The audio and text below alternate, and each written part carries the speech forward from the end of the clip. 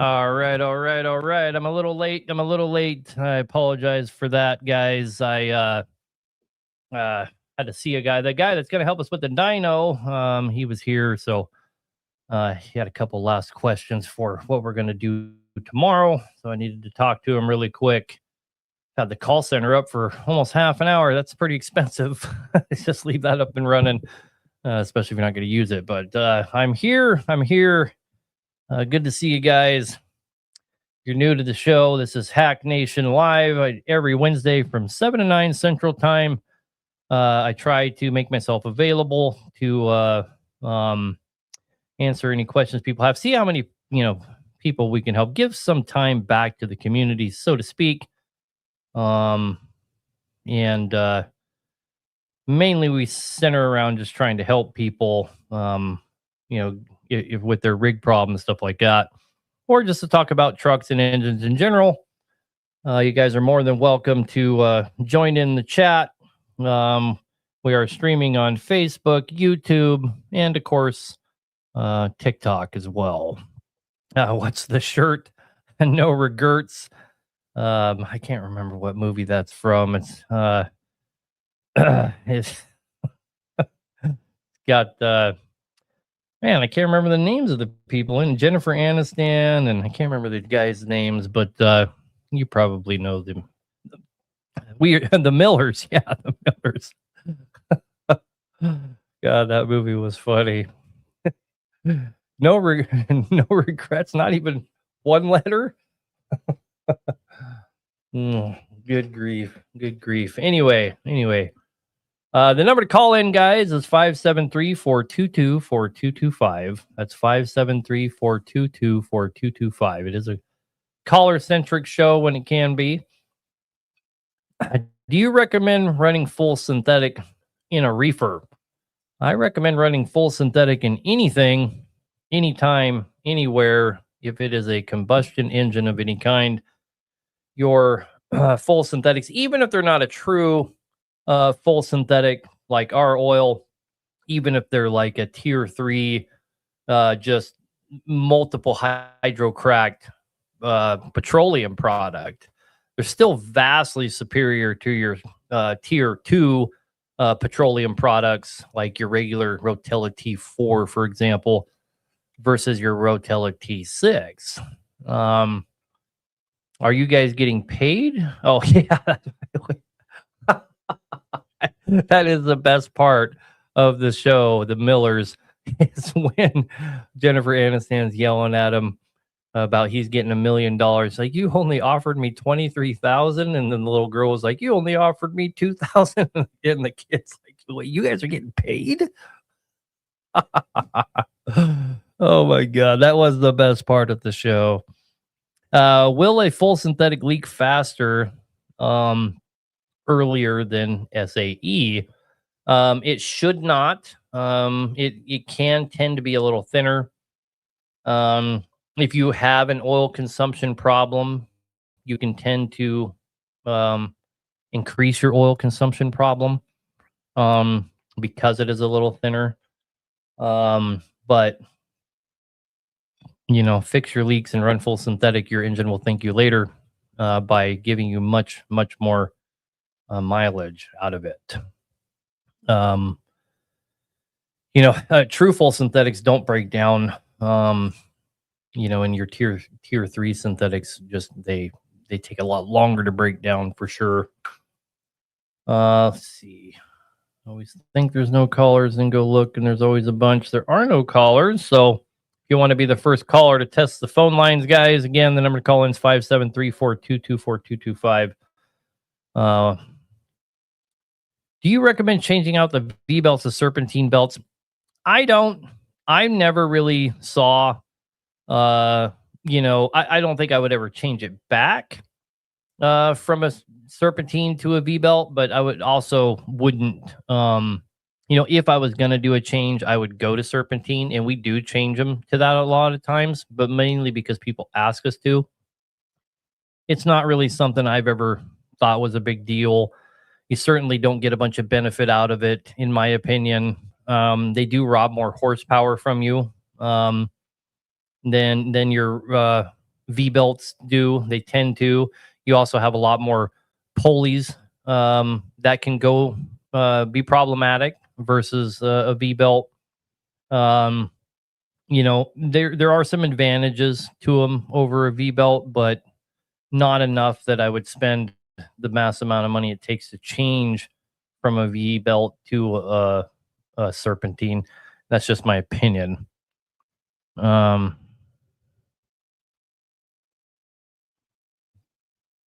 Anyway, we got a bunch of callers. Let's go ahead and make sure the phone's working. Jose, you're on the air, brother. What can we do for you? Hi, Oliver.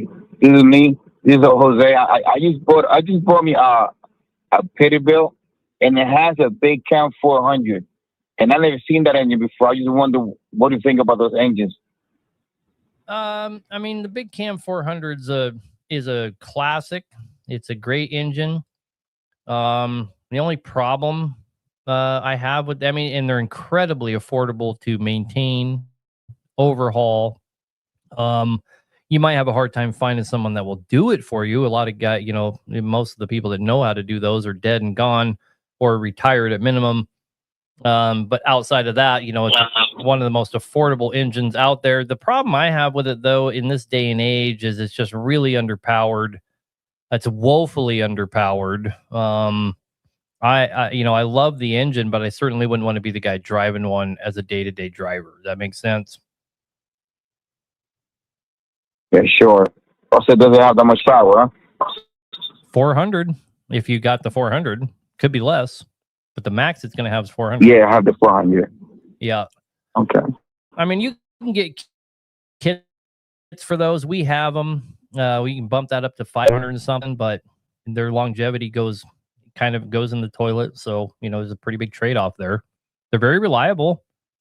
Very reliable engine. You can go and go and go on them, and they're pretty bulletproof and pretty foolproof. And all in all, they're a great engine. They get great fuel mileage, but they're certainly not the funnest engine to drive. I'll give you a little piece of advice. If you're new to these older engines, keep the RPMs up, brother. Keep the RPMs up. Don't lug that thing down, or you'll have molten pistons instead.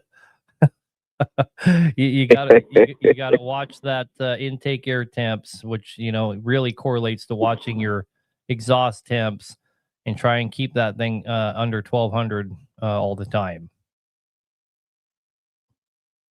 All right, sounds good. Thank you. Appreciate you. Yes, sir. Have a good night, man, and good luck with that thing.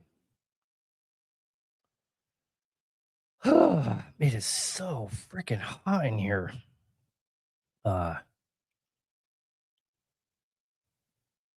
Can't watch it on Facebook. Well, people are watching it on Facebook. I can see people commenting over there, so must just be on your end.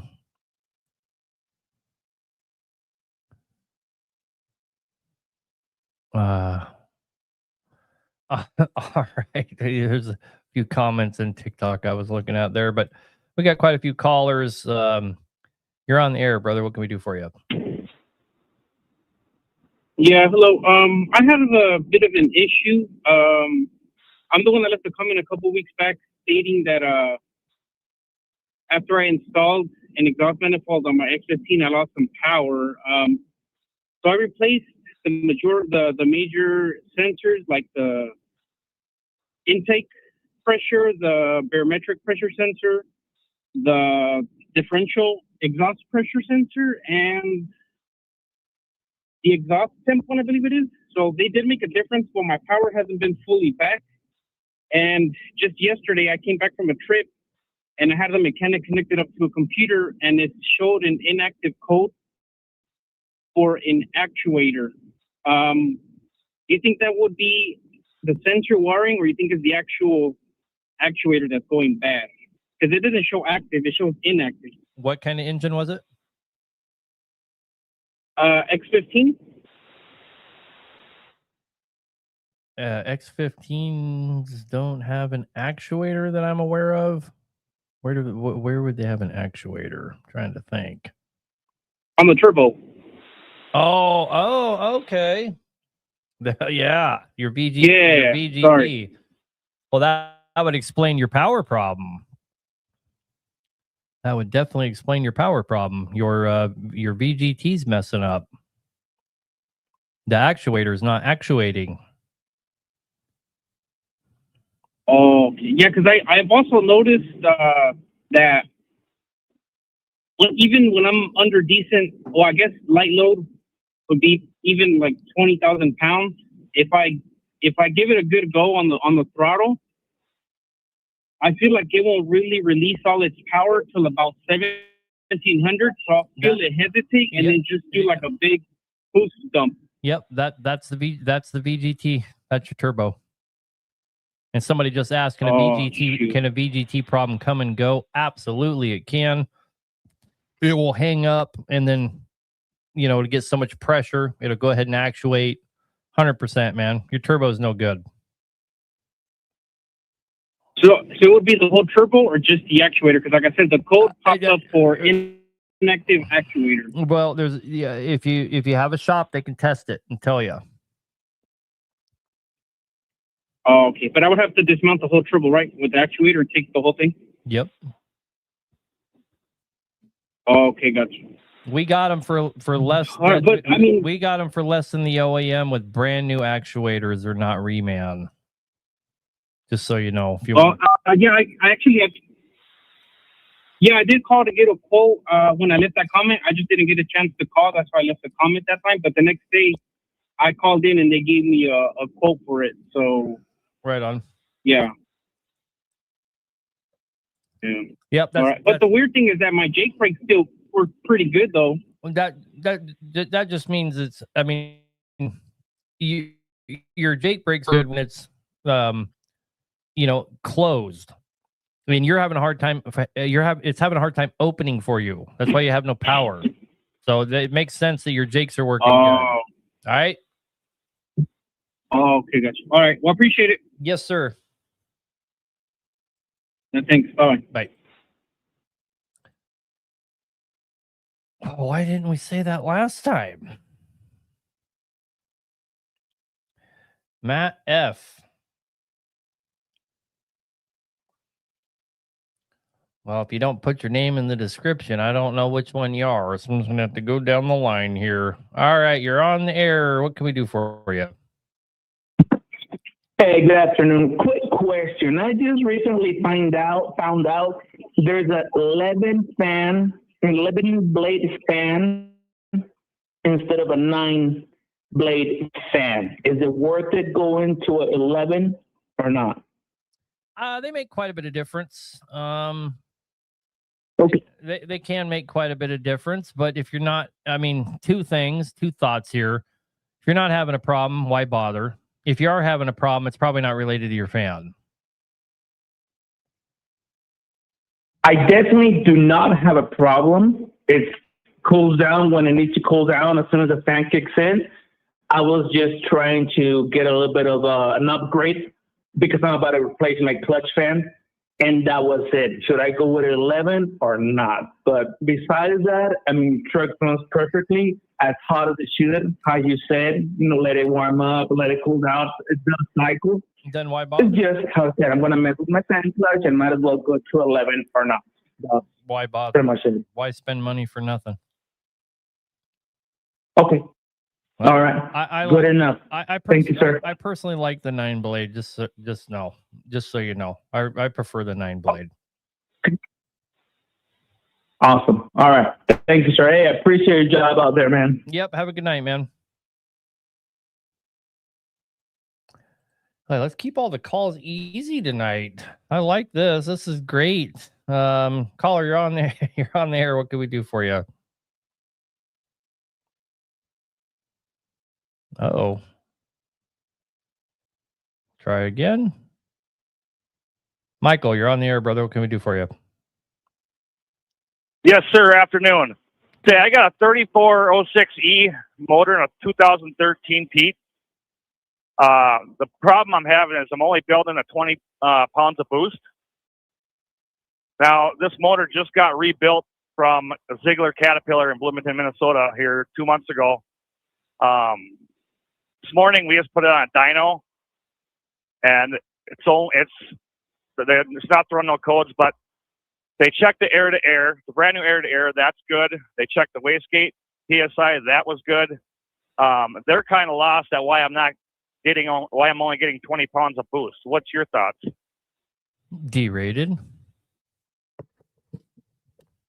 Okay. They were saying it could be an exhaust issue with the muffler being plugged up, but that's a brand new muffler on that 2 months ago. So, which engine? They threw it on the computer and there was no codes. Which engine is it? The 3406E. Okay. Which one? The C15. I know, but what's the engine serial number? The first. Oh, shoot. Is it a 5EK, a 6TS? I'm trying to recall. I don't recall off the top of my head, to be honest with you.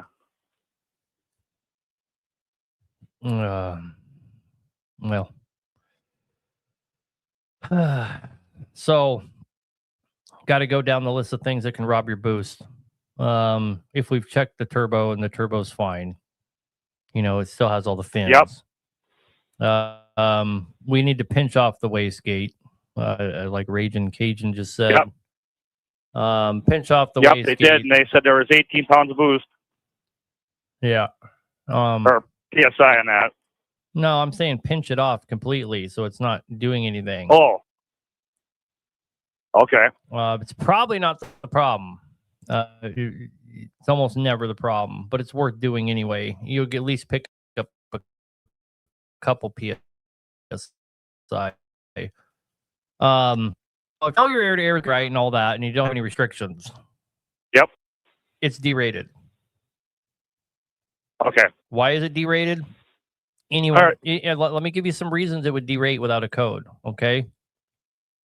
Number one is your boost pressure sensor, which runs on a diaphragm, and that diaphragm can get plugged up, and it will think electronically it's fine, so it won't throw a code, but it doesn't know that your boost is caught up with the fueling, and so it doesn't fuel anymore.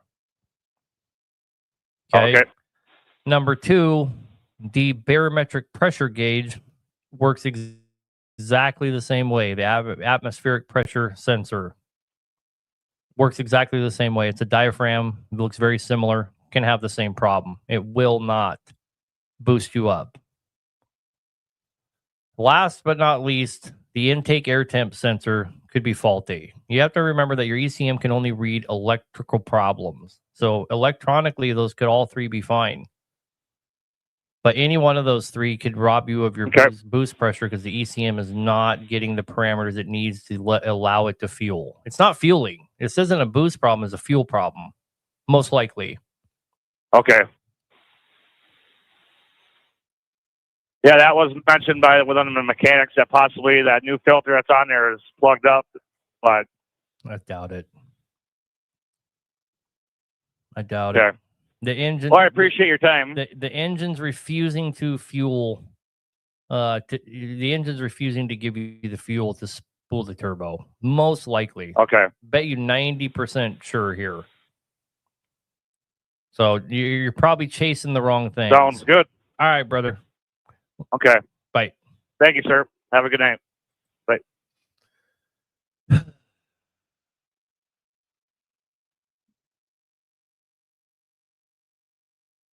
Filter restrictions usually show up as an incredibly rough running engine, in my experience. If it's not getting fuel, she will run rough because she will try to apply that fuel.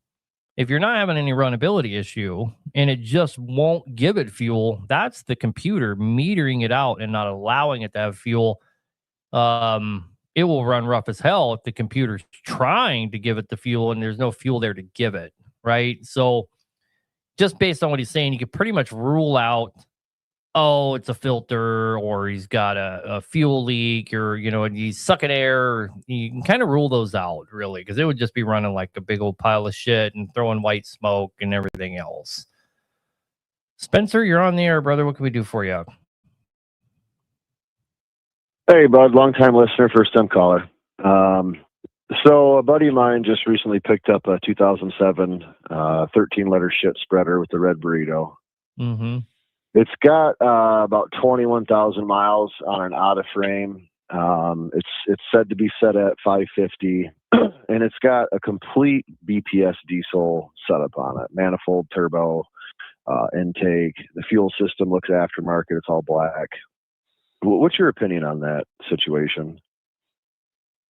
I've never I've never personally messed with any of their products, so I don't want to give an opinion on something I don't know anything about. Respectable. Um, Do you know anything to be worried about? Watch for? I've never even Anything tingling you that says ooh? I've never heard of them. I'm checking the. Neither have I. That's why I figured I'd check with you. I'm checking the comment sections because usually people have, maybe we could get some experienced opinions, but doesn't look like, the comment section's popping up. You said It's a clean motor and it runs beautiful. BTS, you said? Yep, big pimp shit. That's what we call it. Okay. Yeah, not people are all I'm saying. Like it's got the wider intake on it, and Sure. Yeah, I can't give an opinion. The comment sections are crickets, or the only thing I'm seeing is people saying never heard of them. BPS, Matt F. Do you have any experience with them? I don't know. I've never heard of them, so I can't make a comment on something I've never been around. Okay. Well, what I do know is a lot of these companies, they can provide some good, solid products, but it's usually the tuning that kills you. Usually that was where my concern came in, was the tune that's on it. I don't know. Right. And I don't know enough about tunes to. Yeah, I would be worried about it personally as well, just because I don't know. You know what I mean? But so who's capable of looking at the tune on it? I don't know. There's traveling. Like, is that a dealer thing? Is that something? Your dealer's gonna make you take all that shit off, or they're not gonna touch it. Yeah, that's what I figured. Mm-hmm. I don't know any travel. So how do I get scheduled in with you? Well, there's a lot of tractor guys that run around and do stuff like that, but not too long ago, quite a few of them got popped and are doing their little stints in prison. So yeah, it kind of calmed down a little bit. So I don't know how you find one of those guys these days. Well, my only thought is Diesel Freak is local. So I know quite a bit about them. them. They were my only thought to maybe pull in there. No, God, they're fucking. I know. Continue. I know they suck. Fuck. If Diesel Freak stuff comes in my shop, we won't touch it unless they agree in advance that we're getting rid of all of it. Okay. I appreciate that heads up, because that was the direction we were going to go. No, you're probably better off with the guys. It sounds like quite a few people have actually heard of them. But I don't know. I mean, I would only worry about the tune part of it. They probably got good products, but who knows? I mean, run it and, monitor it, and you'll know if she's too hot. She'll, rolling black smoke and just acting crazy, right?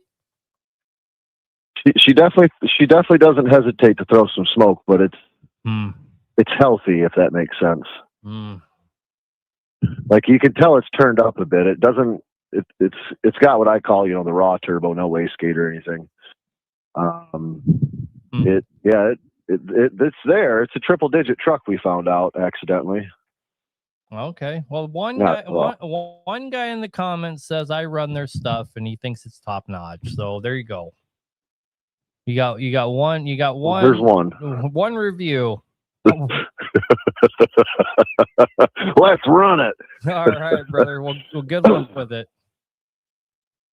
Well, I appreciate it, buddy. I'll be in touch on the next one. Yep. Thank you. Thank you. Bye. Rolling much of any smoke isn't too healthy, you know.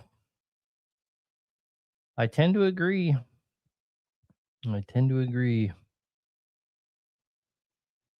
Yeah, if the turbo fails every 3 months, it's a bad tune. I'll have to tend to agree with that too. I'm not sure who you were responding to there, but I agree with that sentiment as well. You're on the air. What can we do for you? Hello. Oh, hello. Oh, yeah, I got through. That's cool. First of all, I want to say I like the show and I like what you do. Thank you, brother.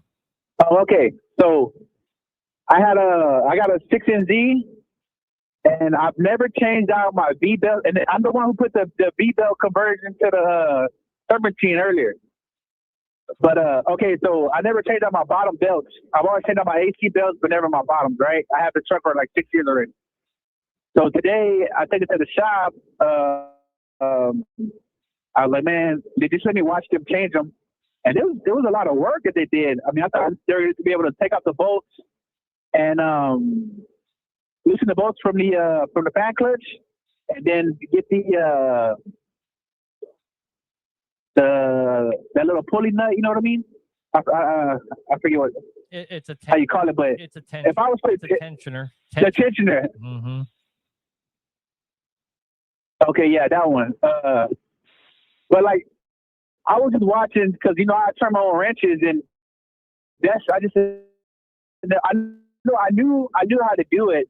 I never had to do it, so I was just there. But like, they had to take all 4 bolts out and like run the belts through the back because the fan was already hitting like the bottom of the radiator. Is there another way to do that? Like, yeah, I'm just asking to change it like myself. Yeah, you put it in there and you just turn the fan and keep sliding it over one after the other as you turn the fan, and it'll eventually fall on. They made it way harder than it needs to be. Well, with the belts, it didn't have enough room from the adapter where on the bottom end to there wasn't enough room. When they unbolted it, they could have had as much room as they wanted. Yeah, from what I've seen, it wasn't enough room, and I was just trying to make sure that if there's another way to do it, if I had to do it on the side of the road myself. Brother, they just made it way harder than it's supposed to be. You could do it on the side of the road, no problem. Oh, okay. You're overthinking it. And that's what I thought. And as far as like the serpentine belt to the V belt to the serpentine belt, you said that's a no-go, right? No. There's a lot of 6NZs that have setups just like you're talking about, where it runs serpentine to everything except for the fan, and it's V belt to the fan. That's not the most uncommon thing. There's nothing wrong with that. Oh, you can run serpentine and the V belt. Oh yeah, that's fine. Yep. There's a setup for the 6NZs that are just like that. They're half and half. And you have those kids? No. No. Oh, y'all are able to get something like that there, though, or maybe I could direct me. Yeah, custom truck. Give them a call. Tell them what you're trying to do. They'll hook you up. It's that simple. Yes, I got one of them earlier. I didn't know they had the half and half. I don't know if they do or not, but I'm just telling you, it's a thing. It's a thing that Cat did even on some. Okay. So it's definitely a thing. Okay. And then I heard that the last caller said about the wastegate. I have a wastegate on mine. So you're in agreement with to pitch them off and just to get. I've never in my life ever seen it hurt anything, and I've pinched off everyone I've ever came across. So take that for what you will. Okay, now I'm not going to recommend you do it. I'm just telling you my personal what I personally do. No, I'm gonna do it when I get home. I just come from West Texas, but no, I'm gonna do it right now when I get to Houston. Yep. All right, brother. Well, good luck. All right, thank you. Yep. Bye. All right. Just so you guys know, there is a hell of a lot of people on hold. There's 11, 12 people. 2 questions here really quick. What oil do I recommend for red burritos? Every diesel engine is the same, brother. I recommend full synthetic. And I recommend going to a tier 4 and getting a bypass and just running that oil and taking oil samples and never changing it. You're going to end up with better results than running tier 2 oil to 10,000 miles. If you don't believe me, try it. Or at minimum, running a tier 3 and extending the life by double, going out to like 20,000 instead of 10,000, you're still going to get better results. And if you do the math, you save money. PDI for DD15s, tuner. He's talking about the tuners. Not a big fan of their tuners, man. Go to work, make money, leave their tuner alone unless you don't like making money. That's my opinion. Take it for what you will. You're on the air, man. What can we do for you? This me? Yes, sir. Oh shit! All right, so I went through a bunch of shit with the ISX 15, 2450. Bought it used. Ended up having to have it rebuilt because the previous owner didn't maintain the after treatment system and all that. I'm not for deleting it, but it's got to be maintained. But cost effective wise, went that route. I do have full faith in the shop that I use here. At the end of the day, though, the thing that worries me, in the delete, went with a bigger exhaust manifold. We went from a BGT down to a fixed vane turbo, more traditional. A little bit bigger, but I do make a little bit less more boost. But I get it. It is flowing more volume.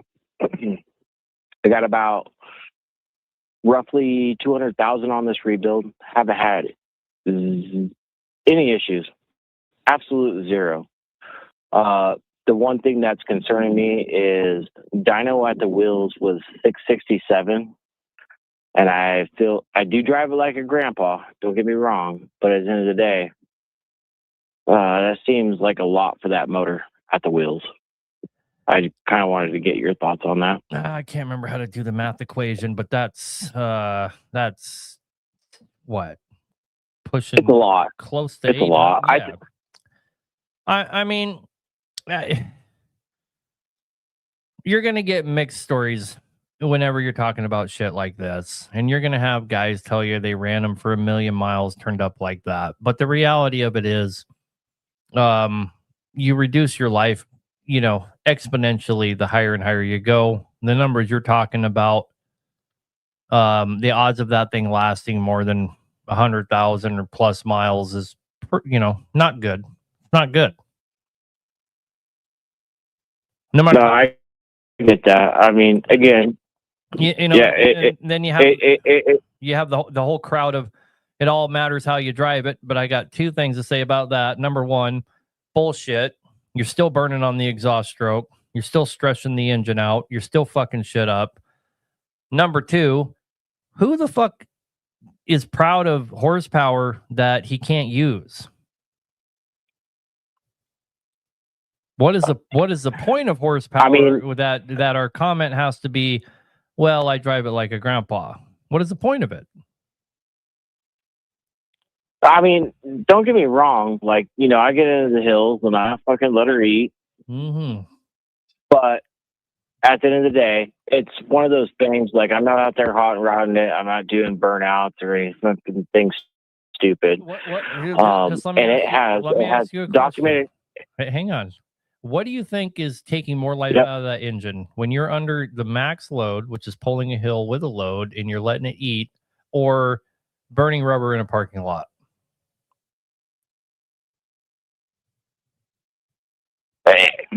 It kind of goes both ways. Certain things eat on certain things. You know, doing burnouts in a fucking parking lot are going to eat on driving, train. So we're talking about your engine. The whole shock of that thing. Right. We're talking about your engine here. It's just, I mean, it's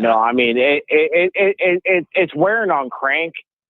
It's wearing on the crank. It's wearing on the connecting rod bearings. You know. Yep. It's wearing on wrist pins. Like I see it. I'd almost bet you money that if you dropped your rod bearings right now, you're gonna see wear on the exhaust side of the rod bearing. And that is because that makes sense to me. That is because you're fueling so hard that when it comes around on the exhaust stroke, it's still on fire, and it pushes so fucking hard on that thing to do the exhaust stroke, it wears a hole in the bearing. We see it all the time. I would bet you. I would bet the shop that yours is doing it right now. I would guarantee that. I mean, granted, I've gone 200,000 miles. All the oil samples are coming back right. If you want, I'll even pay for your oil sample kit. You can take a look at it for yourself.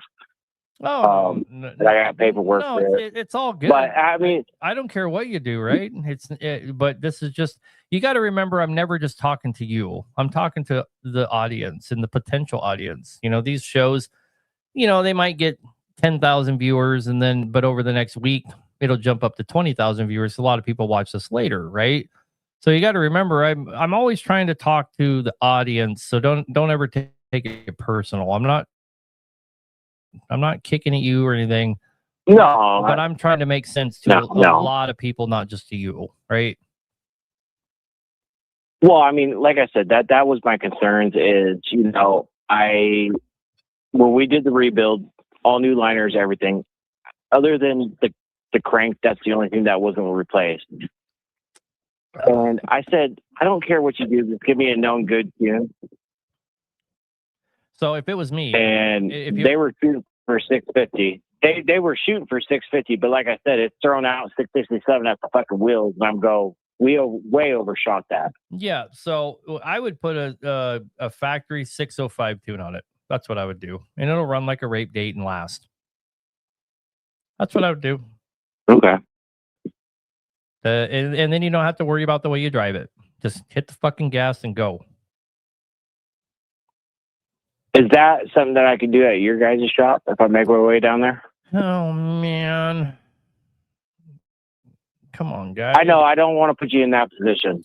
I know. Guy, we don't do stuff. We don't do delete stuff. I know. Come on, guy. And I won't ask. Yeah, we just had a bad experience from last show. A guy asked if he could come by here and we take a look at his tune, and that didn't work out very well. I ended up running that guy off. I feel pretty bad about it, but it was just too much. I understand. Yeah, I try to be a nice guy, but whenever it's horsepower guys, it's not even worth dealing with them. And I'm not saying you're one of those guys, but anyway. That again, all I asked was for a known good tune, and they said nope, it'll hold, run it. And okay, so here's my question: if it doesn't hold, are they going to warranty it? If the answer is no, then they actually do stand behind that. Right? No, they do stand behind that. Yeah, but they'll just say the tune didn't do it. Come on. I know. I know what you're saying, but they have stand behind it before. But again, there's been nothing catastrophic going on. Okay. I'm just giving my opinion. You're going to have yours, of course, but good luck with it, brother. I recommend taking it to a 605 and just going trucking and making money. But yeah, you got to do what you got to do. Oh, good. I appreciate the time, dude. Yes, sir. Thanks for the call, man. Have a good night.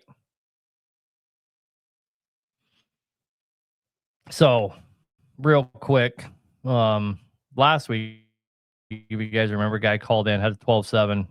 He said the intake air was getting way too hot. I told him to go ahead and stop by. He stopped by. And I kind of have a rule. If a guy's an obvious horsepower junkie, I typically would just kind of tell him to move along. But this guy seemed to be genuinely concerned about his intake air temps. He did come by. I told him on the show, come on by, and he came by the next day. I hooked up to it. I could tell as soon as he pulled in the parking lot that this thing was turned to the moon. He comes in the parking lot and he's just rolling black smoke all over our parking lot. And he's just pulling into the parking lot, right? This thing is turned to the moon. Had the Canadians hook up to it. They took a look and they're like, Jesus Christ, this thing's like pushing 800 horsepower. Wow. So I'm like, okay, I'm going to try and fix your problem here. But I told the tuners, I was like, I already know this guy's going to cry about his horsepower if we cut his balls off. So do whatever, do your best. See if you can get the intake temperatures down. So they probably cut 50 horsepower out of it. They were just trying to bring his intake temperatures down. They fixed his fuel numbers. His fuel numbers were just crazy bad. And it was right at 6 o'clock when they got done. So we were all leaving. And I said, hey, man, if you feel like you need to come back, just, you can stay in the parking lot if you want or whatever. We'll be back in the morning, or just go trucking, and good luck to you. Well, he came back before I even got out of here, and he's like, yeah, they're still really high. So I told my nephew, yeah, go ahead and hook up to it in the morning and have him obviously turn it down more. So I show up. I always show up about an hour later. Everybody else, I show up, and they got it hooked up. And I went up to my nephew, and I was like, I see you got it hooked up. What's she doing? He's like, oh, she's trying to figure out why I didn't have any horsepower. Motherfucker. Are you kidding me? So when my nephew got here, he said, okay, so what am I doing for you? And the guy tells him, yeah, I don't have any horsepower. I mean, goddamn. Talk about wasting my time, wasting my employees' time, wasting the tuner's time. I just ripped the computer out of the truck and kicked him off the property. Because he's already told himself that we took all his horsepower. It's still rolling black smoke. Just absolute insanity, man. It's just, Anyway, you're on the air. What can we do for you? Sorry about the monologue. Yeah, I've got same issue. Seemed like that 2 or 3 callers ago. I've got a 07 Cat C15 that I've actually converted to single turbo. It's got the 6NZ computer and all that. It's been down on power for probably about 6 months, and I've done replace the crank sensor, boost sensor, atmospheric pressure sensor, the manifold. Did it ever run good? Oh yeah, it was just like one day got in the truck and it just wasn't. I don't know. It just felt like it really down on power. Like I said, we checked for boost leaks. I put a new turbo on it. Let's put new injectors. Let's define down on power, as in we're not building boost. Correct. It's only building like 22 pounds of boost. Factory turbo or aftermarket turbo? It's an aftermarket. For a long time, for probably first 500,000, I probably had a factory 6NZ turbo on it. Okay, and did this problem start when you put a new turbo on there? No, it started before. This is why I started replacing sensors and turbos and everything else.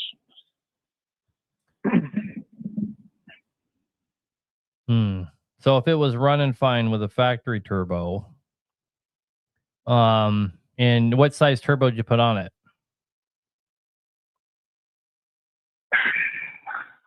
I want to say it's an 88. Okay, so I'm going to take a guess at this one, okay? I'm going to guess that your problem originally had nothing to do with that turbo, and you have cured that problem at this point, whatever the problem was before. But you created a new problem because if you were operating on a factory turbo and you went and put an 88 millimeter on there, probably a 145, that is astronomically too big for an engine that is capable of running a factory turbo. I don't know how the hell you could possibly spool that turbo up. I'm sorry. I think it's a 78. Okay. Okay. 78 145 or 78 32? I believe it's a 32. Okay. So I called Turbo Exchange and they spec'd it out to what my motor's got done to it. Which I mean, ain't really nothing special other than. Okay. So I'm just going to give you an example. A 78 145 on a factory 550. More often than not will give you worse performance. It's too big. So if you do have a 145 on there, that might be the problem now. You know what I mean? You see what I'm saying is you changed the turbo, but it was never the problem, and you made it the problem, and you may have cured the original problem. I'm not, I couldn't know for sure. I'm just giving you some suggestions. But if you have a 178 32, it should, and what does this thing turn to, a 550? No, it's set at 600. Okay. But when I called the Turbo Exchange, I pretty much explained, because, I got the different pistons to drop the ratio down and all that. Mm-hmm. And they told me exactly what turbo that this truck should need. So that's what I bought. So supposedly. There is no 600 tune. So what you're saying is you have a C16 tune on it? Man, I'll be honest with you, I don't know. The guy that built the motor put the tune on it.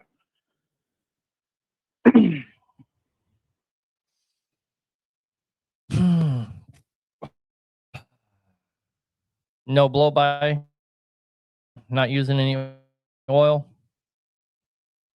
Do we have to add any coolant? Maybe a gallon in between every. No, sure don't. I had about a gallon about every 15,000 miles, maybe. Okay. Of oil. If it has a C16 tune on it, it can spool that turbo, no problem. And it's also going to cause you a lot of other problems, but not necessarily right away.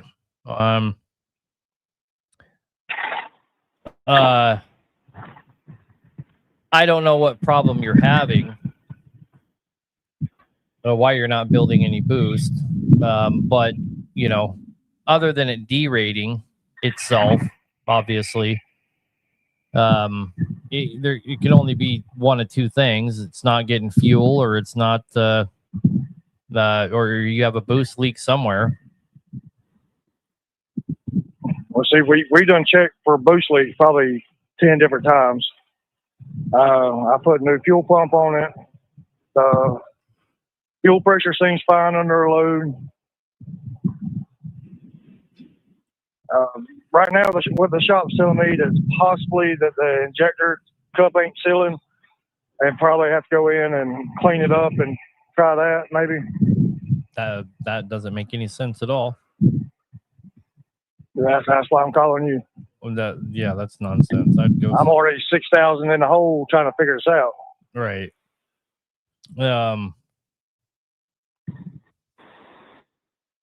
I don't know. You need someone that can go through the steps, right? Make sure we're not catching any air. I don't know. But you might try putting a factory 550 tune on it, an actual 6NZ tune, and seeing what it does and starting there. We done did that too. But before I put the 6NZ tune on it, it was making right at 25 pounds of boost. And right now it's making 21, 22. Well, yeah, your C16 tune dumps hella fuel. It's also going to take out that engine in a short amount of time. I've got probably close to 650,000 miles on it with that tune on it. I mean, it's never smoked or anything. Well, then you're the luckiest guy on planet Earth, because that tune cracks out the heads, and maybe these guys have the brake saver 600 tune, and that's what they're putting on there, right? I'm assuming they're putting a C16 tune on it. I'll be honest with you, I don't know that. That's never been my thing.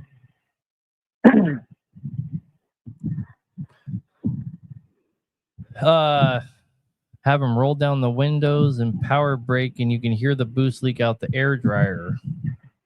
Yeah, I mean, he could be dumping out the unloader on the air dryer, but I mean, it's possible. I mean, yeah, your compressor might be, you might be all coming out your in your air system. I mean, you're losing boost somewhere for sure. Well, I've already replaced all the lines that come off the compressor, and then even the O-ring behind the fuel pump or the fuel filter housing. No, he's talking about the unloader valve on the air dryer.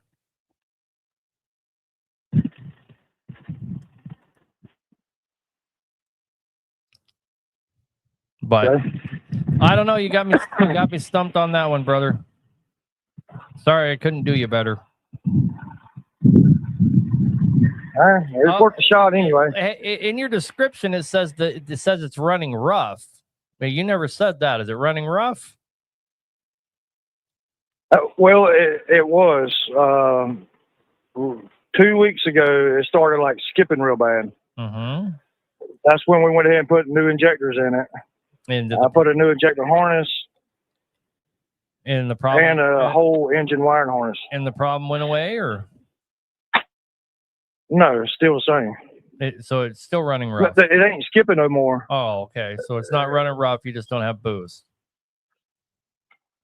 Right, and it only started really skipping real bad if I was under a real heavy pull, like a real long hill. Sure, that's a bad injector. So sounds like you took care of that. So I don't know, man. But I would quit throwing money at it and see if you can have somebody a little better look at it. You know what I mean? Yeah, I can certainly tell you that you're in the wrong place if they're suggesting the injector cups. It's not the injector cups. Well, he didn't say it was the actual injector cups. He said where it seated down onto the head. He said he noticed that the injectors was building up a lot of carbon when he was placing them. Yeah, he's wondering if it's blowing boost back through it. No way. No way. No way. You're chasing nonsense. That's chasing nonsense. You need to figure out what the problem is.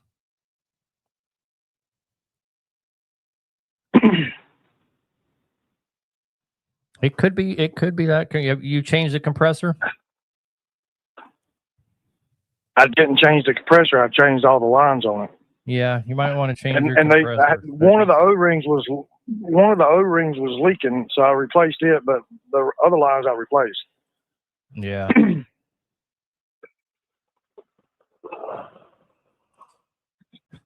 That's about the only thing I can come up with is what one of the guys here that always joins us in the comment section.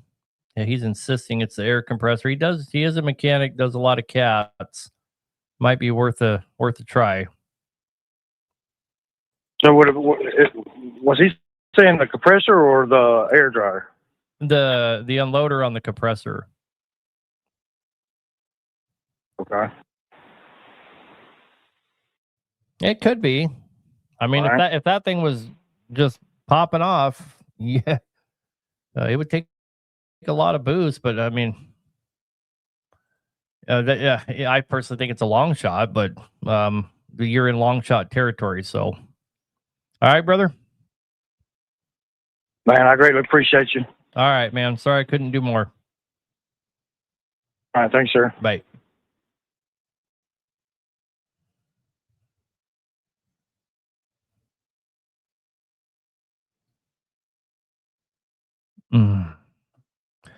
Sorry, I had to scrape my brain back up off the sidewalk. Howie, you're on the air, man. What can we do for you? What's up, Aaron? Good to be on the show. Nice to see all the great videos and stuff that you do for everybody and the information that you give out. Hey, Aaron, you know what? I've got this deleted 100% SDP that's now got the 6NZ basically in it and then single turboed out. I've got when I had the 18 ones in it, I came out of and down in the oil field down there up here in North Dakota. Just south of Watford City, coming up the brakes, holding that 165 barrels of my triple axle. Going up the south side, she'd hold about 65, 70 miles an hour all the way up that thing. Anyway, that's not the problem. But ever since I've come out of the oil field and I went, it just seems like I've had one problem after another, and I've fixed them. I went to the 16 ones after my 18 ones. I put a new ECM in it, put a new 4-stage head in it because they're getting the valve guide seals. They were all blown out. Well, anyway, so I went to the 16 ones, dropped my horsepower from 688 down to 650, and took it over the road and started up my authority again. So I'm one thing after another. It just seems like that's not the issue I'm calling about. Well, anyway, just recently in the last week, I've had my air charge cooler side off my turbo. That boot, the stock boot would blow off. Both sides. I mean, one side would blow off. I'd take it off. I'd tighten up and just wrench on it and get it good and tight. I even bought new clamps. So, and I go down the road, then the other side would blow off. So I'm thinking, well, maybe it's motor mounts or the radiator mounts. No, those are all good.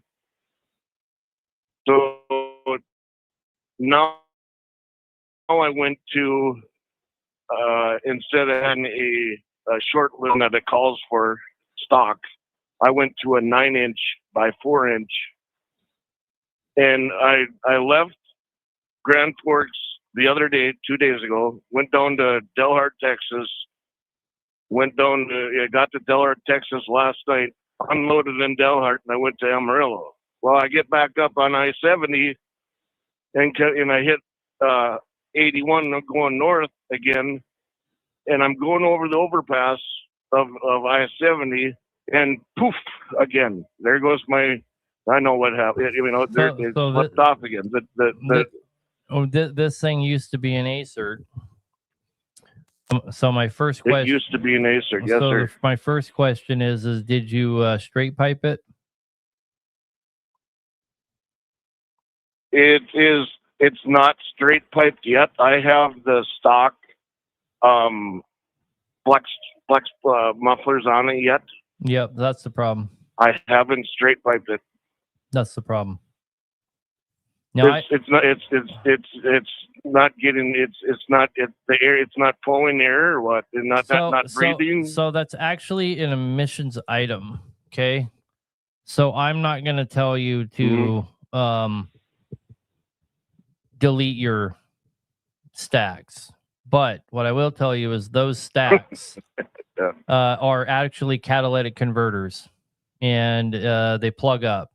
Takes them 12, 14, 15 years to do it, but once they plug up, you just blow your air off nonstop. That's what's going on. Okay. All right. You get rid of those. All right, man. You get rid of the problem. Okay. All right. Perfect. I appreciate that. Now I got one more issue I really need to talk to you about. Okay, hit me with it. So, all right, Aaron. Listen. You gotta check this one out. I am. There's 12 in the wintertime people behind you. So I know you are. Hit me with it. Let's go. Okay, real quick. So when I'm in the wintertime, in the summertime, it don't matter. When I was just south of Fargo, I call Ricky on the phone and said, "Hey, Ricky, let's check out my temperature with your heat gun." He goes, "Why? What's going on?" I said, "Well, it's running at 155 on my temperature gauge." He says, "Perfect. Let's pull in here. Let's do it." He meets me outside when I pull in this yard, and he puts his infrared light on it, and it's running cool. But then it runs hot again. It runs cool. It runs hot.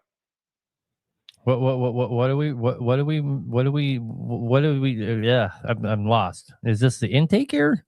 It just no. I'm wondering if I don't have a What is it that's getting thermostat. You're talking about your thermostat, your cooling, your water? My temperature on my engine and the temperature on the truck is cool, and then it gets hot. How hot? So I don't know, 200, maybe 200 degrees, less than 200 degrees. Okay, It don't get hot. It don't get up. It don't get over 220. Yeah, that's never. Then you don't have a problem. Okay, so it's not the thermostat housing leaking antifreeze in the seals or anything. I mean, it could be, but your thermostat housing's default is to open rather than close to make sure that it doesn't blow up on you. You could have one stuck open, but it's got new thermostats in it. Okay, then you don't have a problem. I mean, that's you could chase it all day, change your water pump, change this, change that, but if it's cooling down when the fan comes on and 195, 200, that's not a problem. You don't have a problem. Okay. Well, I always watch you and talk about operating temperature and stuff like that, man. I preach on that to my brother and everybody I talk to. Hacknation says this. Yeah, I understand. I appreciate that, but it just doesn't sound like you have a problem, brother. All right. Okay. All right. Thanks, Aaron. I sure appreciate it. Yep. Have a good night. Love you long time. Yep. Likewise. Bye. You too. Bye-bye.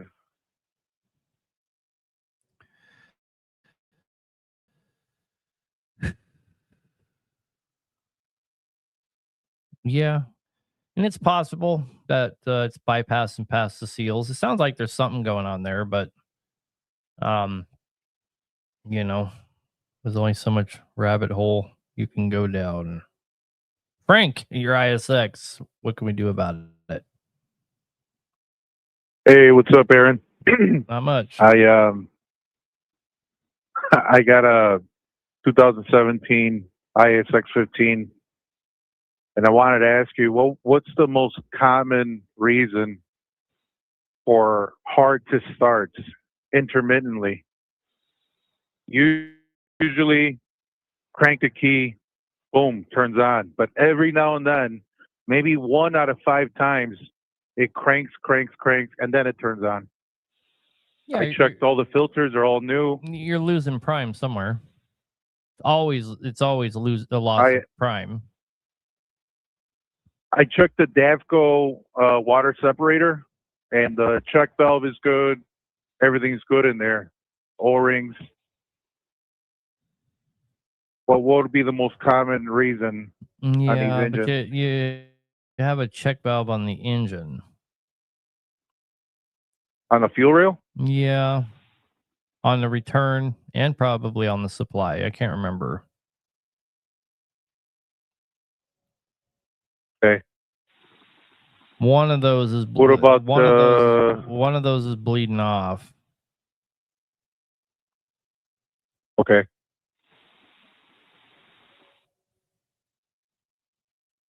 Any issues with the maybe lift pump? What do you think? I can hear it working. No, I mean, you're right. Maybe a weak lift pump? I seriously doubt it. And you got to run that. If you lost all your prime, that lift pump's got to run for a long time. You might have to cycle the key a couple times if it's draining all the fuel out. I don't cycle the keys. I do let it, turn the key, let it prime, let it cycle through the ABS. And when it takes a long time to start it, it takes about 3 seconds, and then it turns on. Oh. It's not that bad, but it's a starting issue that I started noticing. Mm-hmm. You probably got a tiny leak somewhere. you know, banjo bolt or something stupid. Something's catching a little bit of air.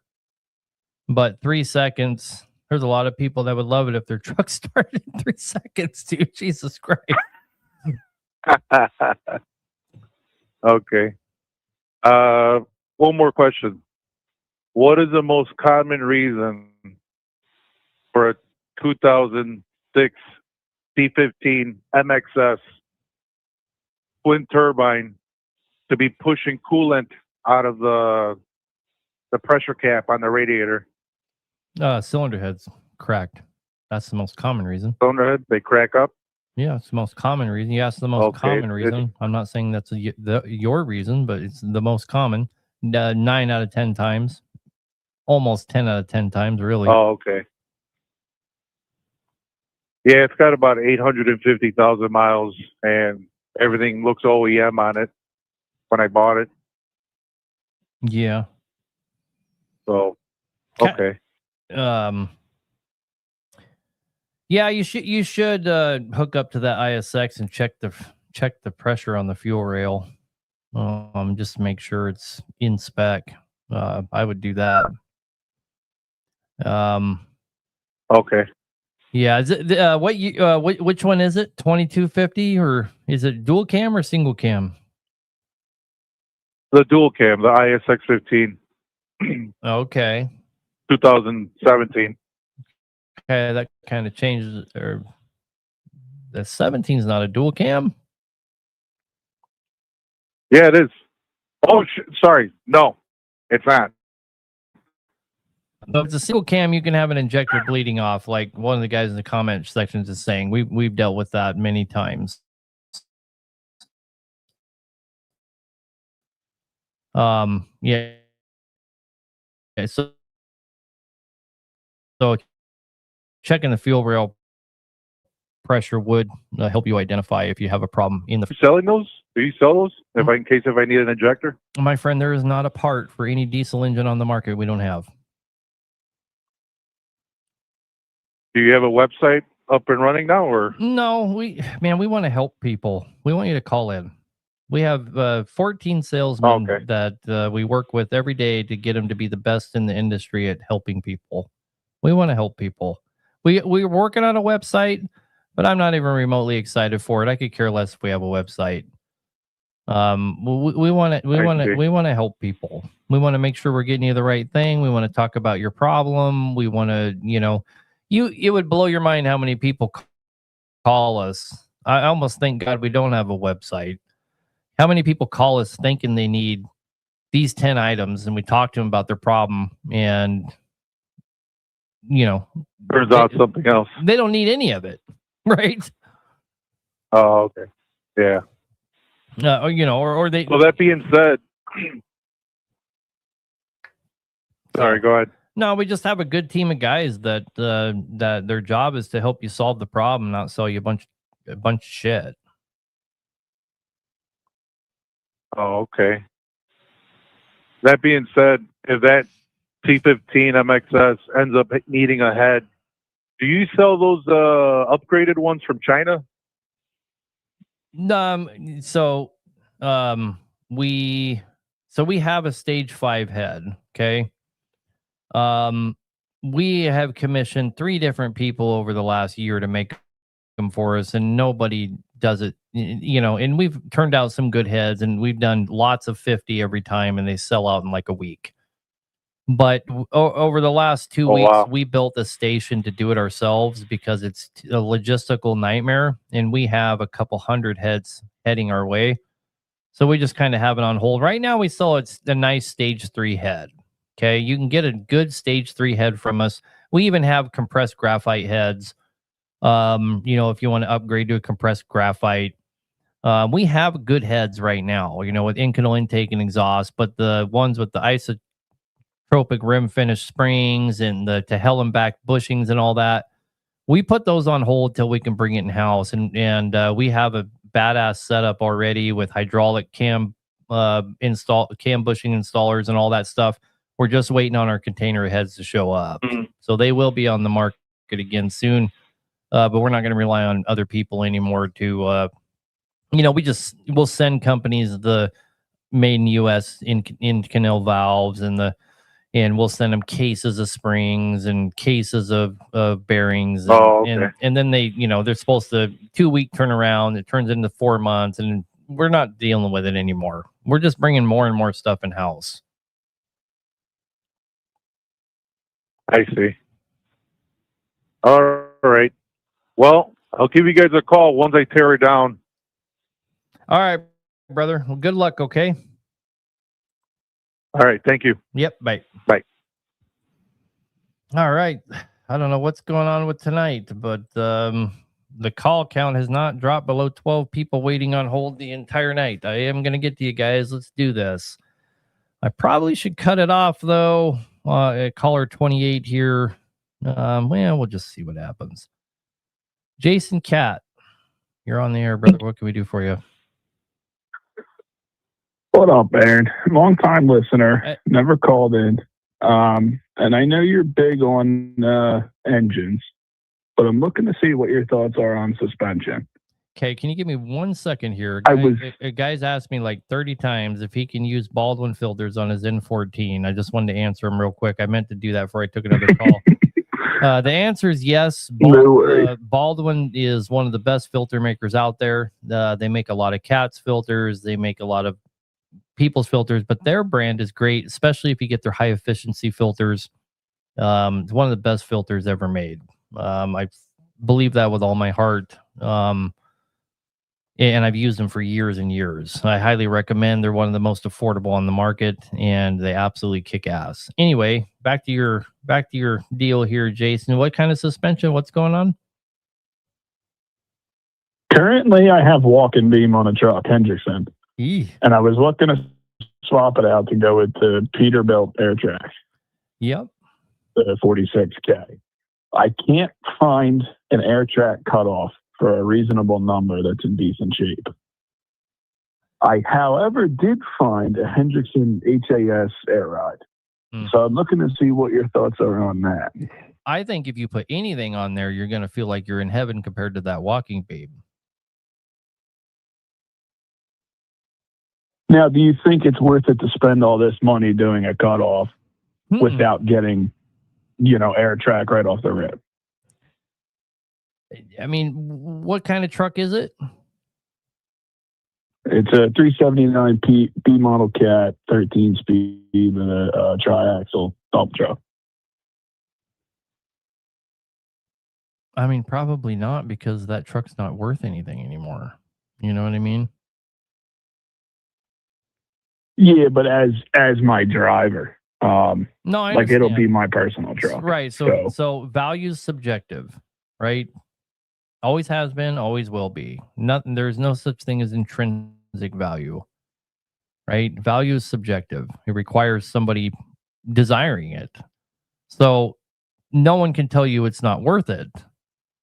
But, if you're going to ask me, well, the resale's not there. So no, it's not something you should do. You should get a different truck. But if sentimentally that's what you want to do, pretty much any cutoff that is a good air ride to suspension is going to be dramatically better than what you have. I mean, the walking beam will just beat the fuck out of you, right? So, it's rough. Right. So I wouldn't worry. I would worry more about what's the most compatible, what's going to cost the least, and just make it happen. If you're if it's something you're going to do no matter what. Yeah. Well, what's the difference between the air track and the Hendrickson HAS in ride quality? Compared to what you have, nothing. They're both great, right? Just compared to the two. I mean, that's what I'm saying. I don't know. I don't know. I don't know off the top of my head. Okay. So I mean, you think they're pretty similar, huh? Yeah. I mean, again.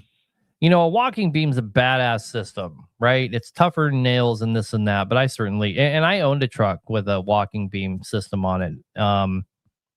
And God damn it, they're not fun to drive. Buy a better seat. Yeah.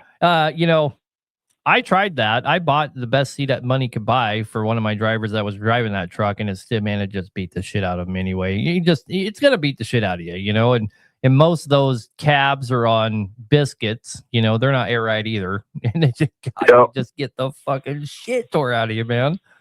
I mean, you know, you would probably be money ahead air riding the cab, and just leaving the suspension, really, because you know that suspension doesn't care. It's you that's getting beat up, right? Good seat and good air ride cab, Right. you know, to get off those biscuits, you know, it'd be a lot more affordable, really. But yeah, I mean, any cutoff's going to be better than what you got. You know what I mean? Yeah. Okay. All right. Well, the only reason I was going to go about it is because the ratio is 529s. So I'd like to lower that some and get an air ride suspension and then worry about air ride on the cab later on.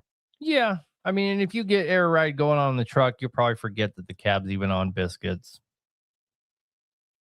But okay. Anyway, man, good luck with that one. Appreciate it. Take care. Yep. Bye.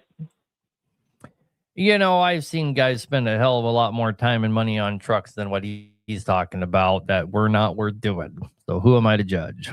One that's coming to mind is a cab over we took a C10 out of and crammed a C15 into. Talk about a fucking nightmare, expensive stupidity. Ugh, man. They would have saved a lot of money just getting another truck, but they had to have it, you know? And again, you can't decide for somebody else what they value. So air ride dump trucks are scary to drive. Yeah, they can be more scary. Michael, you're on the air, brother. We got to keep ripping. Air ride dump trucks, they tend to tilt too much. Yeah, a little bit. What when can we you're do for dumping, you gotta let go of the air. You're on the air. Speaking of air, what can we do for you? Michael. Are you? Yeah. Yes, sir. Yeah, it's you, man. Wow. I can't believe it. All right, there. Yeah, it's a pleasure talking to you. I got a quick one. I got a 2010 Kenworth. It's got a Cummins ISX. What is that? The twin cam. Everything is factory. The motor has 1,100,000 miles. I've been driving. I bought the truck. I've been driving it for like 2 years. Everything works good. I maintain it good. I get turbo surge. I know the motor's old. I would like your opinion on a rebuild setup. It's a dump truck application. I'm local.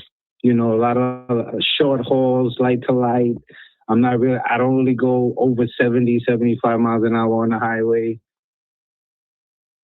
I'm just looking, like you said, I want to turn the key, go to work, and be efficient every day. Yeah, I mean, you're at that point, really. Here's the thing, and I don't want to talk you into spending money if you don't need to, but when you have that many miles on an engine, you're running on borrowed time, and here's the problem. If you wait till it breaks, you know, guy just said in the comments, don't rebuild it till it breaks, but I have to disagree when you're this far along, because you know, right now you're probably talking about just doing a basic in-frame on it and, you know, go another 700, 800, 900,000 versus you try to ride it out for another 100,000 and now you're into all, you know, you're replacing so much a block and everything. Yeah. Yeah. I want to take out the EGR setup just because I don't want to deal with the DPF filter, and I'd rather just go with just because it doesn't have depth, but it has EGR. So I would like to take out the EGR setup and put a non-VGT turbo. I would leave it. I mean, you don't have to have a VGT turbo to have the EGR. Okay. And because I've seen them fail and lock up the motor or something like that, right? The EGR, that's the only thing I'm scared of. I would have to replace the EGR system. I would say that the reason you have 1.2 million miles on that is because the EGR is still intact. That's what I think. Still intact. Still. Yeah, no, it works. You know, I see the white smoke. You know, I see the turbo. It goes into regen mode here, you know, when it's cold. But I didn't want to deal with it. But like a lot of people are saying to keep it. Yeah, take that EGR off and have it cleaned when you do the in-frame. But I would do a basic in-frame on it as soon as you can afford to. Okay. And with All right. with that kind of, and that's about it, Aaron. With that kind of mileage, you know, here's the thing. With that kind of mileage, what I would look at is an in-frame and a cylinder head. And I wouldn't let anybody talk me into doing a bunch of dumb shit to it, cool shit. I would put that money towards an oil cooler, oil pump, water pump, and dampener, and do the heartbeat of the truck and get back to making money. Yeah, there you go. Do truck work every day. That's what I want to do. All right, nice. And when I'm ready, I'm definitely going to reach out to you guys, man. I appreciate your time. I know you got a lot of people on hold. Yes, sir. Love you long time, man. Thank you. Thank you. Bye. All right, we are going to cut the callers off now. We only got 30 minutes left, and there is still like 12 people on hold here. Drop. It's only 8, but we're going to cut it off at 32. Number 32, you'll be the last caller here. Garrett, you're on the air, brother. What can we do? Hey, can you hear me all right? Yeah, come on with it. Hey, so this is Stuart from last week. I'm not actually Stuart. I'm Garrett. My call dropped out. So I have a 2WS cat. Came in, puffing white smoke, bubbles in the coolant. It was a customer's truck. Pulled the head on it. But after pulling the oil pan, I didn't have to pressurize the cooling system, and I had coolant pouring out from underneath cylinder 1. We pulled the head. Cylinder 1 was full of coolant. Nothing on the cylinder side seemed wrong. Cross hatching was good. There's no cracks in the liner, crown of the piston, everything seemed good. It's got 1.2 million miles on it. Never been in-framed. Sent the head out to the machine shop, and it had a bunch of cracks in it. Prior to pulling the spacer plate, I checked liner protrusion on every cylinder. Everything was good. Then we did a new spacer plate, and then a new head. Rechecked liner protrusion with the new spacer plate. Everything was good. Put the new head on. Truck runs great. Aside from it still has some blow by out of the draft tube. A little more than I'd like, and then hang on. Putting the hang on, brother. Did you overhaul it at that? I mean, did you put new liners and all that in it at the same time, or no? We did not overhaul it because the customer had just bought the truck, ran it for 3 days, noticed his issues, and he has got next to no money, so he rolled the dice and opted not to overhaul it. You said it has 1.2 on it? It does. We recommended that we do the in-frame, and he opted not to. Which is fine, but why are we surprised it has blow-by? I mean, those liners are wore out. It doesn't matter if there's crosshatch left or not. They're wore out. Your ring to liner, right? Which is your ring to liner cushions. It's seen its lifetime. You know, correct. To his knowledge, it's never been in-framed. I don't have any paperwork or anything, so but to his knowledge, it's never been in-framed. I mean, a truck that doesn't work hard, you know, doesn't pull heavy and doesn't run hills, the liners will look. I mean, 1.2 million miles does not mean that those liners won't look really good. They will, but doesn't mean they're not wore out either. Gotcha. Okay. Yeah, I guess my question was just if there's anything else I should check prior to turning back into it. I mean, if we're just talking a oil consumption problem, a blow-by problem, how is that even your problem? Why are you worried about it?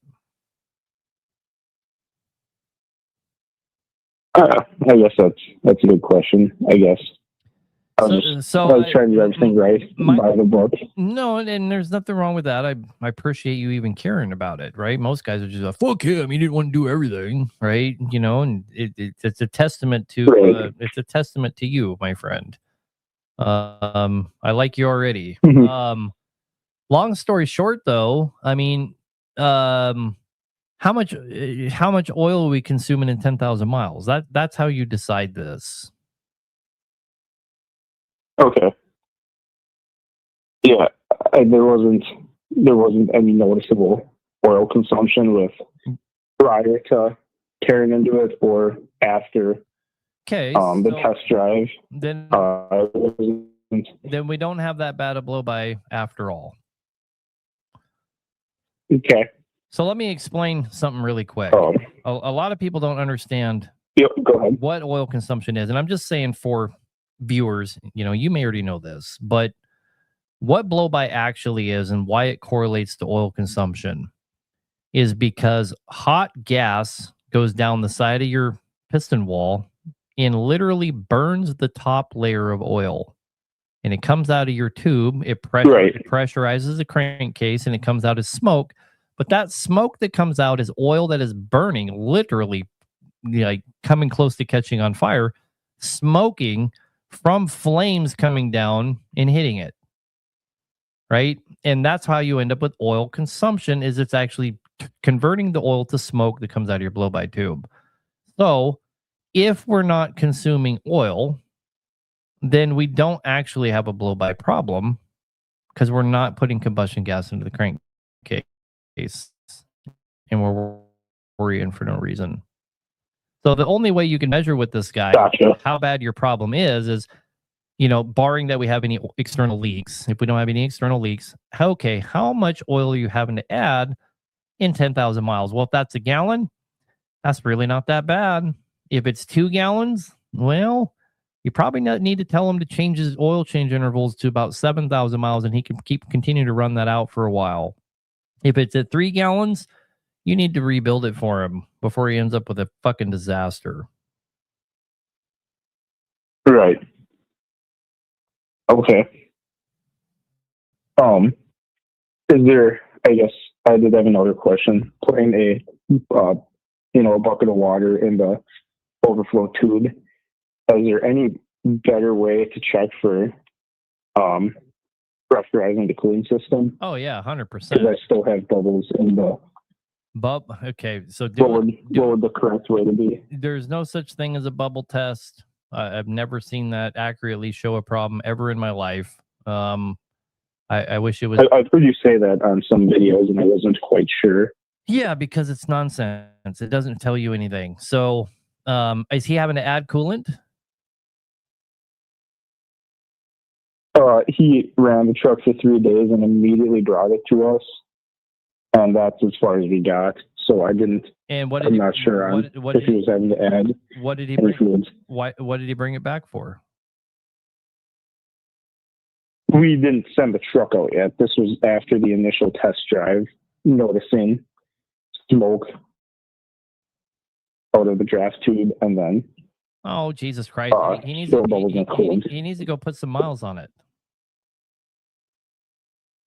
All right. But yeah, I mean, if you're worried about combustion gas going into the cooling system, it's really simple. You can go on Amazon and get the tester, or you can go to any of your local Napas and get it. And you want the one that's looks like a giant test tube. You pour in the blue liquid. You put it on there once it's up to operating temperature. You give the little ball that it comes with a few pumps, and if it turns any color other than the blue that it came, you got a fucking problem. That is the surefire 100% way, and that bottle will do multiple trucks. So it's like $30 for the test kit, and you can do probably 20 tests with it. 15. It's more than worth the money. Yeah. Yep. Yeah, I know what you're talking about. I'm only a year out of school, so I'm still in the learning phase of everything. So just trying to do everything right. No, But you're good, man. So awesome. all right, brother. Good luck. That answers my questions. Thanks for your time. I appreciate it. Yep. Bye. You gotta appreciate a guy that really just wants to make sure he's doing right by his customer. You purchased our oil bypass, the thermostat bypass, and it works great. That's awesome to hear, man. You know that we have actually manufactured and sold about 2,000 of those. And it's been 99% positive feedback. So we're really confident in them. What's my opinion on PDI's in-frame kits or IPD's in-frame kits? Well, IPD is pretty expensive in-frame kit. So if you're not buying it for the specialty reasons, like in other words, you have a B model that you're trying to get steel piston grounds for, yeah, they're a great kit. Don't get me wrong. In fact, we do convert. In fact, we just converted today one of their kits into our Hacknation kit because we needed the steel piston crowns. They're great kits. They really are. They're pretty pricey for what you get. They're not so much more special than any other kit that I think it warrants the pricing on them, but they are great. I've never been disappointed that I had one. Anyway, we got a lot of callers, guys. I wanted to bring up one more thing here. Seabreeze said, I thought I had blow by till now. Thank you. Now I do want to do a little disclaimer here that what I was talking about with blow by, if you have an ISX and it still has the blow by catchment filter on it, you got to be careful about what I said there because it will hide the symptom I'm talking about. So you got to be careful with using the litmus test that I just gave for blow by, because that thing is designed to catch that smoke and take the oil particulates out and actually make, drip them back down as condensate back it down into your oil pan. So if you have a ISX Cummins with the blow by filter on it, you have to, a good rule of thumb on that is take the normal consensus and cut it in half, right? And that seems to be, in my experience, a good litmus test. ISX will pop a check engine light for blow by. It can. That's true. That is one nice thing about the ISX is it a lot of times will literally tell you have a problem, which is nice. Kelvin, problems with your fuel. What can we do for you, brother? Hi, Vince, sir. First time calling. I appreciate you having me. Yeah. So I rebuilt my engine, 3406E. Rebuilt the engine, send the injectors to get rebuilt and all that. The truck ran fine. And then suddenly I'm having a little bit of a misfiring issue, right? So I started looking for fuel related, like the components. I had a couple hoses, they were kind of old. So I went in and replaced pretty much every single hose on the fuel system. Then I went and replaced the supply valve, the one that goes underneath the sleeper and the cap that has the return valve attached to it. Replace that too. Replace those two check valves that goes into the primary fuel filter. Replace those two. Now I'm down to only one thing left to do on my end. If not, then I'm gonna have to go into the actual injectors and see what's going on. But I was gonna replace the transfer pump. Brother, because the truck. Brother, can you go back to the beginning and tell me what it's doing again? It's having like a misfiring issue. Okay, like so, when you're driving through the gears. Yep. So that is most likely an injector problem. So you think it's an injector problem? Mm-hmm. You're chasing a lot of stuff. Have you done? Fortunately, you have a cat, and there's an awesome program in ET that will test all those injectors for you and let you know if one of them's a problem. Have you done that? So the mechanic that I kind of went to, he said I ran a test on the injectors and they come back as being fine. Okay. Did he actually run a test on the injector? Or does he do what? Did he do what every mechanic, and it seems like in the United States, does, and he just tested them himself manually one at a time and said they were good? I guess that's what he did. Yeah. Okay, so that's then he didn't test them. You need to go somewhere where somebody's doesn't think they're smarter than Cat ET, and they use the cutout test and walk away and let it do its thing for 15 minutes. And when you come back, it will actually tell you if one of them's bad, because I bet you that one of them's bad. Okay. These injectors were until you do that, don't spend another dime on it. Okay, so run the test on the injectors then. Yes, the actual Cat ET test, not some jackfuck who's sitting there cutting them out individually, thinking he's smarter than Cat ET's programming. There's a test in there. There's a test in Cat ET where, for about 15 minutes, it takes control of the truck, and it will do it all itself. Okay, but here's one more thing that I want to mention to you. So if I run the truck to higher RPMs, you feel the truck running fine. It's just when you are going through the gears on low, because, like starting driving from a red light. Right. That makes me think even more that it's an injector, because you're asking the most out of the engine at that time. There's another guy in the comments section here that's talking about how it runs rough and warms up. Same kind of thing.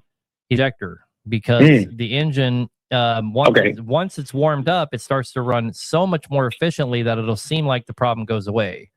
But that other guy's got a bad injector as well. I figured I'd hit him while we were talking about it.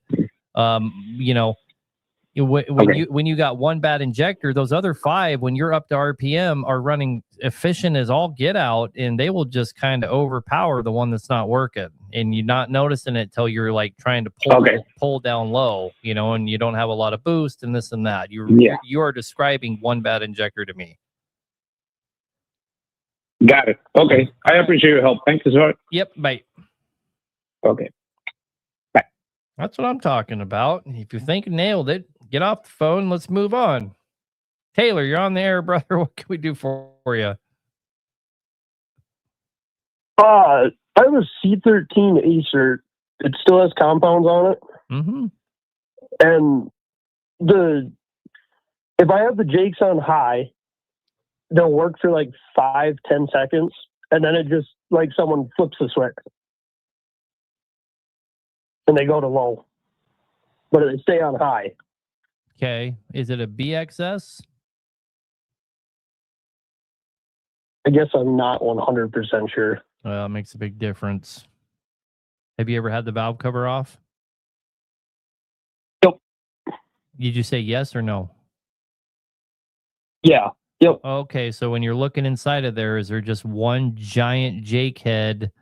Or is there a regular looking cat jake head and then another variable valve actuator jake head? Is there 2, or is there just one giant one?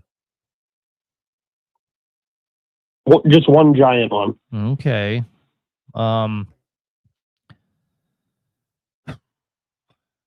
Makes it less likely that it is one of the nipples. Sorry. So, probably, what's going on is, it's probably a mechanical problem in one of the jake heads, would be my guess.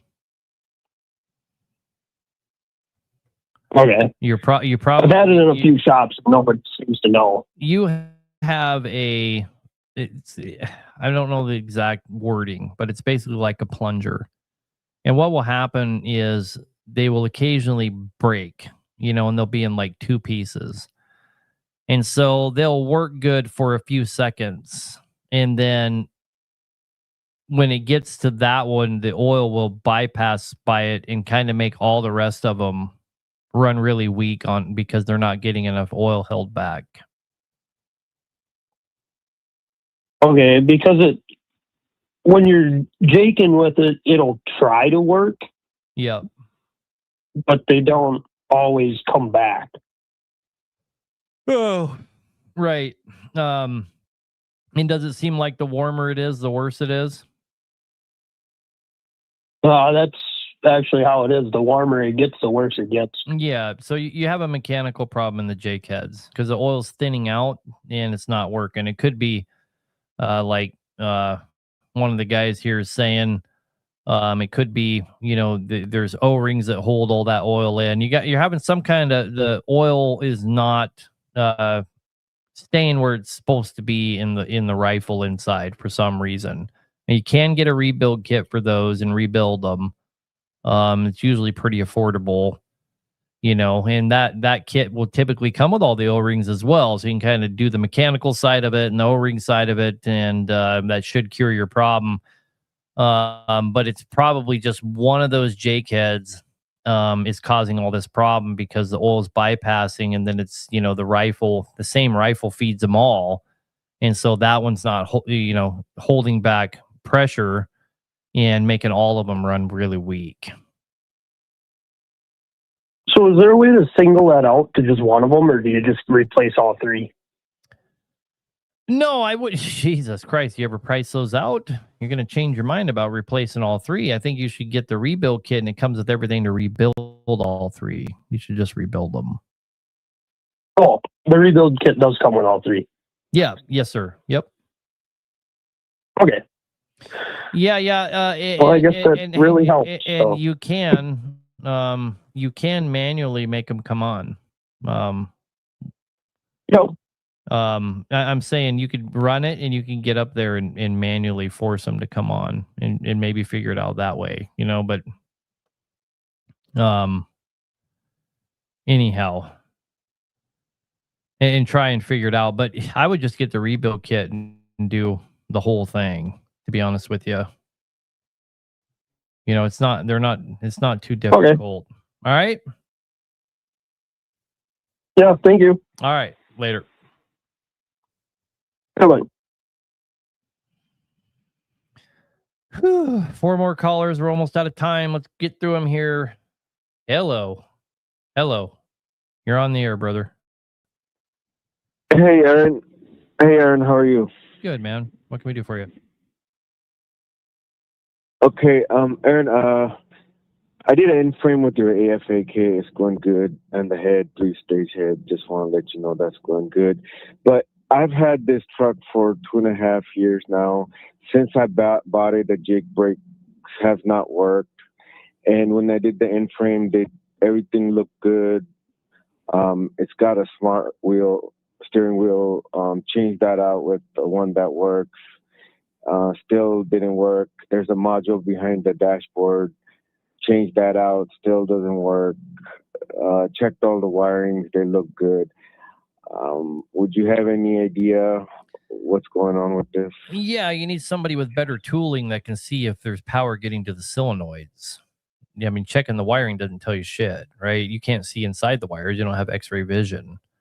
You need somebody to determine if the solenoids are powering up. Now, this is a cat. No, this is a ISX 15. ISX. Now, I can't remember. Is there a Jake brake solenoid test in, for the Cummins? I think there is. You should be able to see if the solenoids are all powering up. Yeah. Yeah, the guy who in-framed it, he said everything looks good in the engine and all that. The solenoids look good. But I don't think he checked for the power. Well, that's the thing, is look good doesn't mean shit. You know what I mean? I'm not trying to be an ass. It's just, I come to Texas often. Do you recommend anybody that I should take it to? Because I can't go like some places because I don't got jig brakes, so I'm missing out on money. No, sure.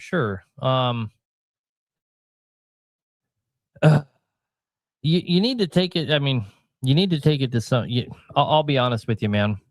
Sometimes the dealer's the best place to go. I hate to say it.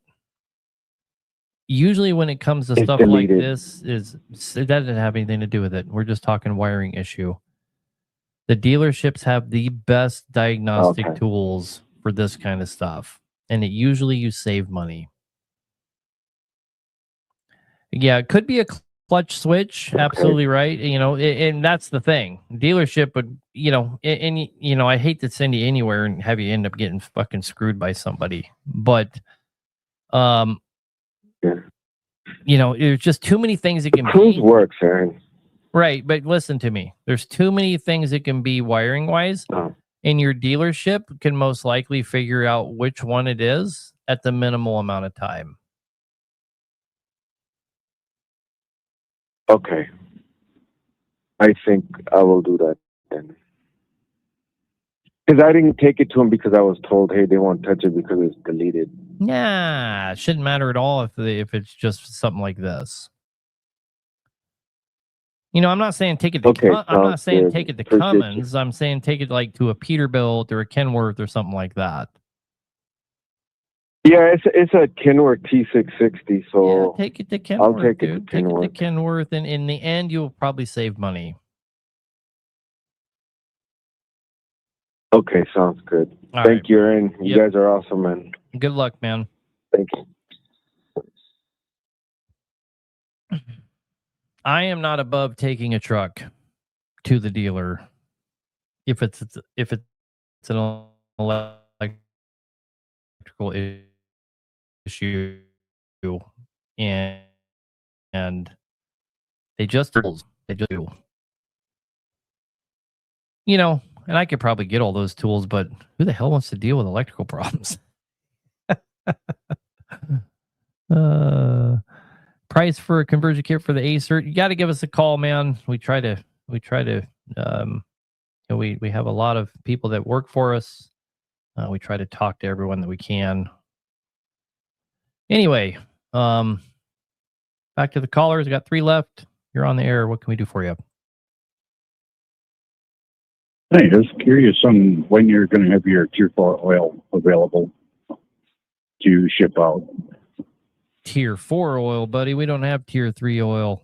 Come on. No, you're Tier 4. You're synthetic. I checked on it today because you and about 700 other people are hounding us. And I checked on it today and it did ship. So worst case, Monday, Tuesday, I'm thinking. Best case for the week's over. But really soon. And we owe a lot of people oil. I should see mine probably by the end of next week then. I would think so. We ordered a lot because so many people were waiting on oil from us. We just had to clear some hurdles so we could, and we won't have the problem anymore. Just so you know, we won't run out of oil ever again. That's all good. But yeah, so sometime between now and Wednesday would be my guess, because I don't have any tracking on it, unfortunately. I can just see that it left. Oh, but that's fine. It's coming like on the bypass. Those we have. If we owe you a bypass and you haven't got it, call in and holler at somebody, because we have about 50 of them in stock. Okay. Your wife texted me one day last week. I don't remember when it was, and said that she was going to get it shipped, but I never seen nothing yet. So. Let me write down your number here so I can make sure you get taken care of. 660 is your number, 728. Yep. All right, brother.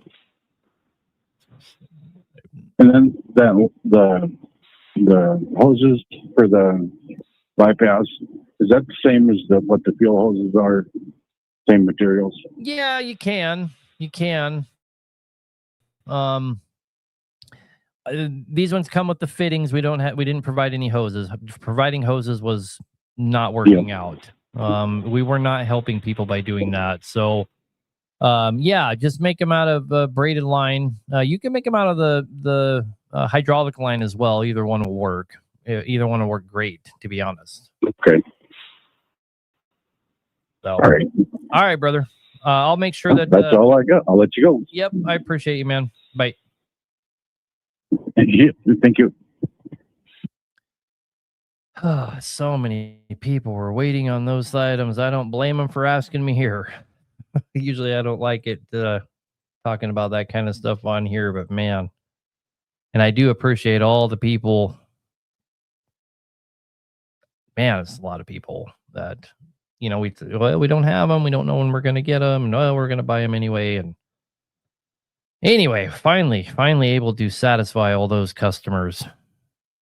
So good. That's good anyway. Felix, what can we do for you, brother? Mr. Aaron, good evening. How you doing? Good, man. What's going on? Hey, so I've got an 04 Cat MBN in a Kenworth, and I've got issues when I go to start it overnight. It gives me kind of a cold start. It's a hard start. I wish it was 3 seconds like the other guy, but this is more like 20, 30 seconds, and eventually it'll fire. I've changed out the check valves. I've changed out the little transfer pump, the purge pump. I don't know what you call it, but they're on the fuel filter head. And the injectors were tested, and they came out fine. He hooked up to that cat program you were talking about earlier, and he says that everything came out good. So I heard you earlier talking about there was some internal check valve. Is that right? Or is that only for the Cummins? Yeah, your cat just has the cat ones are all in the filter housing. You have a return and supply. Did you do them both? Yeah. I've done every check valve on the outside. Well, there's only 2. But so I did the check valves and the little primer pump, and I did that line that goes to the back of the block. But I'm still having this issue.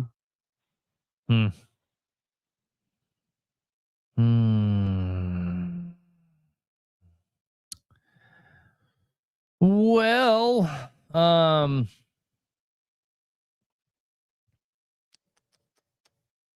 it could be a cracked housing, but it's highly unlikely. So here's the question. If you get it started and then you turn it off and try to start it again, does it do it immediately or start right up? It has it's got to be sitting overnight. Yeah.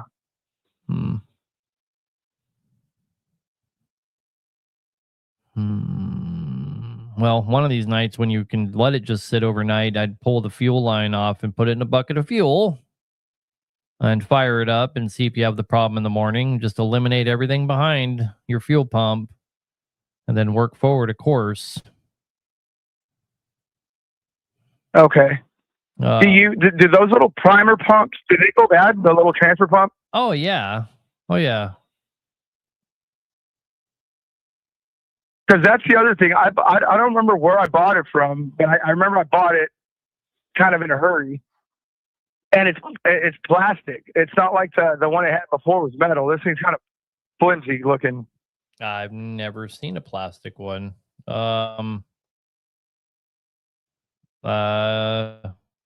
would start there. Yeah, that's kind of what I was feeling. I was kind of thinking.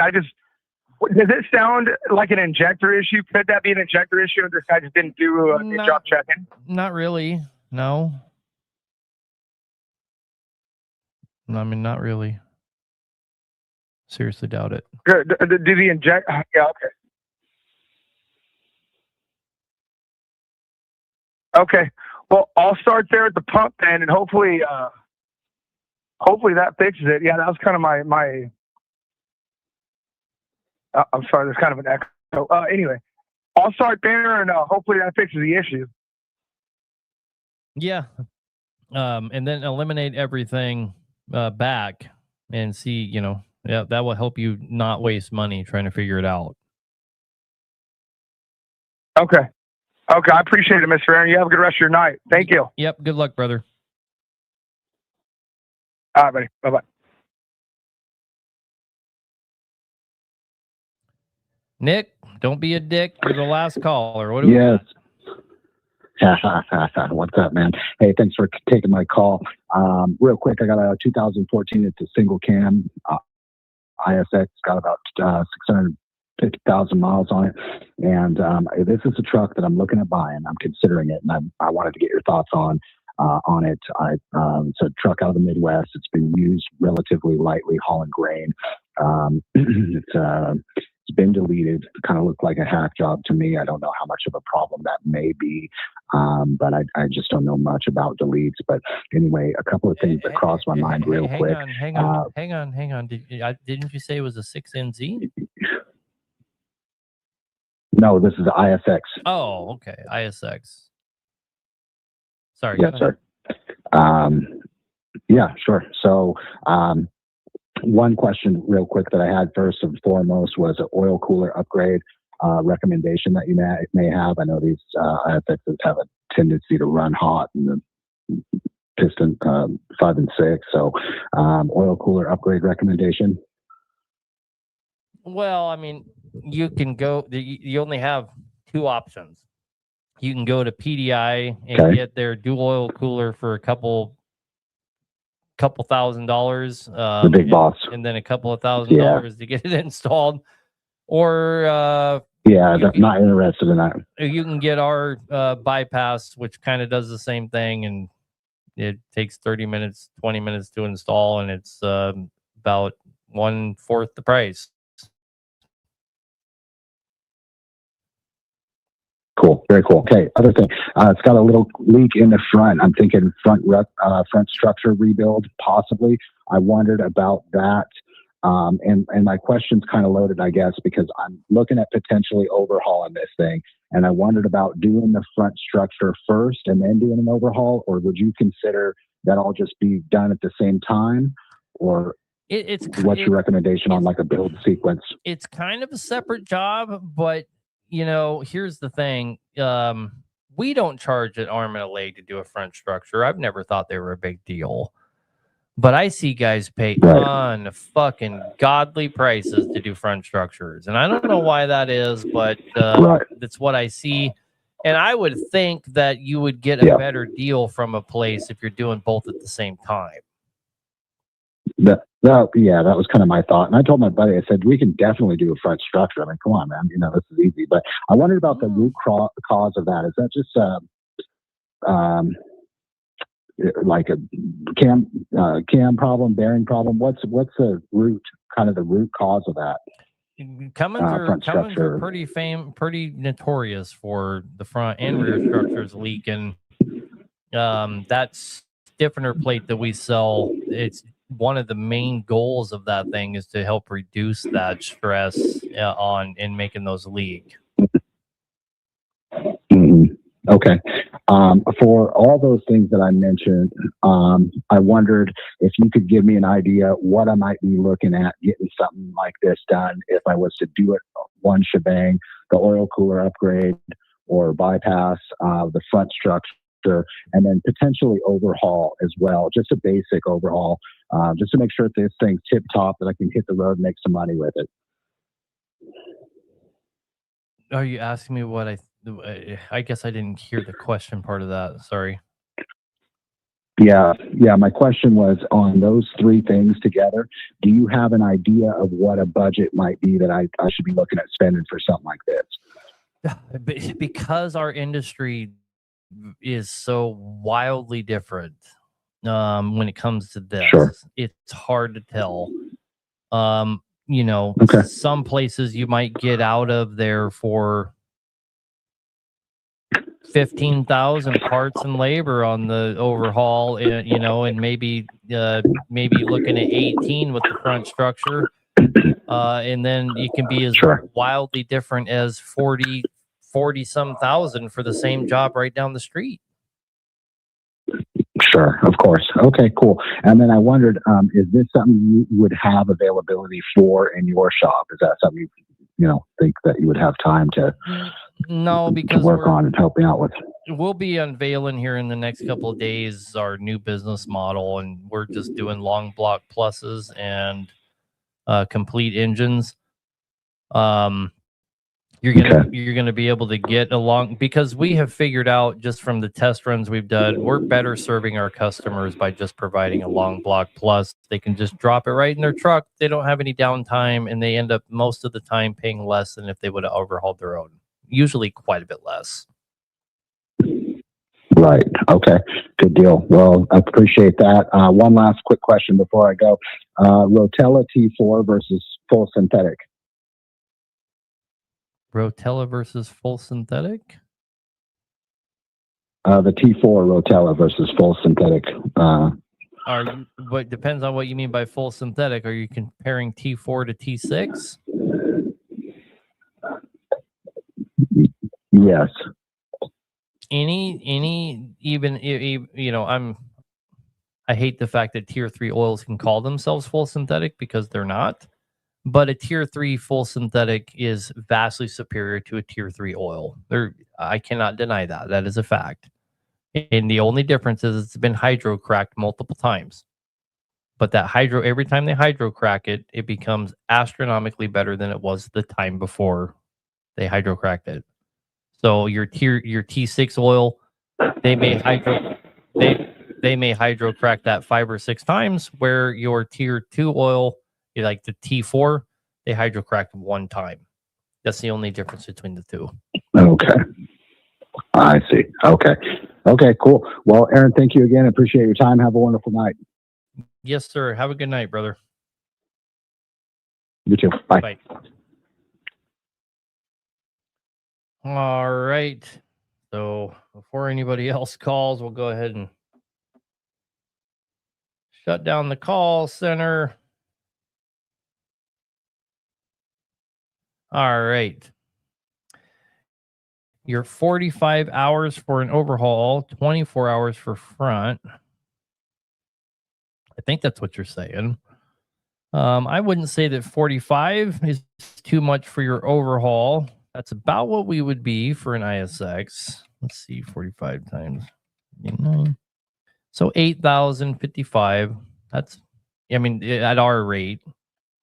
I think you're way off on the front structure there. We would probably be closer to, it would depend on how busy we were. If it was a job I felt like doing, we'd probably be 12 hours for the front structure.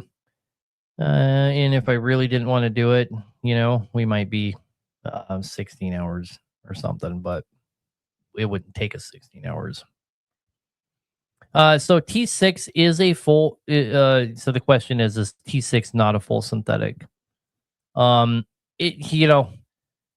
able to classify it as a full synthetic because the Supreme Court ruled that they could call it a full synthetic, but it is not a synthetic at all. Your synthetics are made from natural gas or coal. They're not a petroleum product, so to speak. They are a chemical process that they convert those things to a usable oil-like product that is a true full synthetic. Your tier 3 full synthetics like T6 is, that's just made from conventional motor oil that's hydrocracked multiple times. Now, the Supreme Court just ruled that multiple hydrocrackings changes the molecular structure enough from conventional oil that it's technically a different product, making it synthetic. So they allowed them to market it as synthetic. That was your Mobile One versus what was it, Pennzoil or whatever ruling. And so every company out there started producing full synthetic oil that's just petroleum. Our oil is a tier 4 oil. Our oil is a true full synthetic it's actually manufactured in Bahrain, and it's brought over here as a unfinished product, and then our blender and Illinois takes the he already has badass blending process, badass additive package, but he takes the extra additional things that we want and he blends it the way that we want it. And that's how we get our oil. And I'm scheduled to go there and actually hang out in the lab and look at some of these processes because it was all hashed out over the phone and emails and all that. But I get to actually go watch them make our oil in person here in a couple of weeks. And they have given me clearance in advance to film all the process. So I'm pretty excited about that. That's going to be cool as shit. So I will share all that with you guys. You will order my oil from here on out, brother. Let me tell you something about our oil. Even though we have got the cost of it down quite a bit, our oil makes sense if you're going to run a bypass. And I'm not telling you have to buy my bypass, but a bypass system of some sort, because we're encouraging you not to change the oil. We want you to use our oil and never change it. Every time you order a bypass filter from us, we send you a oil analysis kit. So every 40,000, we send you a new kit, new filter. You test the oil, you check it, and as long as it keeps coming back good, keep running it. And so in the very short term, our oil becomes the most affordable oil on the market because you're not changing it. Anyhow, and there's quite a few guys out there that are running my oil and they're just changing it. They're running extended intervals, out to 20,000. They're just changing it and they're like, I'm still saving money. I mean, and that's cool. But God, that's such a waste of tier 4 oil. It almost makes me sick. I mean, it doesn't break down. It doesn't break down as long as you're cleaning it out. You're getting all the carbon out and all the acidity and all the moisture out. In other words, you're just throwing away good oil. You really are. And there's some concern maybe my additive package. Well, you're going to be adding, you're going to change your truck filter at 20,000 and the bypass filter at 40. That's going to be 3 gallons that you're putting back in it in every interval of 40,000. Your additive package is going to stay good. It's going to stay good. So anyway, guys, you run 20,000 on AMSOIL. Now, if you're running AMSOIL's most premium oil, their tier 4 oil, you can go way further than that, man. If you got a bypass system on, you can take AMSOIL's oil out to 1,000,000 fucking miles. I'm here to tell you. And I have my own oil, so you can believe me. I mean, I have a vested interest to talk you out of buying their oil and buying mine, but it's just not who I am. I'm always just going to tell you the truth if I know it to be true. And my brother, owned like almost 50 trucks, 40 some trucks, and he took 10 of those trucks and did the AMSOIL challenge, put bypass on them, ran the AMSOIL, and he finally stopped doing it because he was just sick of having to have 2 different oils in his shop because he's running a huge shop, 11 mechanics, huge operation, And that was the small part of his business. The big part of his business was his civil business, which was all his dozers and excavators, and those trucks were just to support that business, really. And he just got tired of dealing with having to have a different oil for those 10 trucks. But I think they were at like 400,000 on those ones, and they never changed it, and the oil samples are still great. I mean, come on. I'm surprised he didn't just switch everything to that, but he decided to go back to just regular old oil. Actually, you want to know what really happened? What really happened is ExxonMobil, he won a contract with ExxonMobil, and they ultimately had him make a commercial for them of the Hall Road. He's in the commercial. You can find it. It's Joshua Bennett, ExxonMobil commercial, and they made a commercial with him, and so he switched to using ExxonMobil in all of his trucks. I forgot about that. That's why he stopped doing the Amazon thing, because he was their face for their company for a little while, doing mobile Delvac commercials. I forgot about that fucking guy. But anyway, where was my brother's shop? That's up in Alaska, man. Up in Alaska. But he didn't even do it anymore. He sold the trucking company, sold the civil company. And he bought a diatomaceous earth mine in Oregon. It's a huge operation. That's what he does now. He owns a giant mine in Oregon. So he still has trucks and whatnot, but what is my thoughts on, well, first of all, what were my thoughts on I forgot want to bring this up. ProLube. What are my thoughts on ProLube? I am 100% convinced it destroys trucks. I am 100% convinced that ProLube will give you spun bearings and a broken crank. We're on to what? Five people now? 3 call-ins and 2 in-houses where we can directly correlate the ProLube to destroying all the bearings.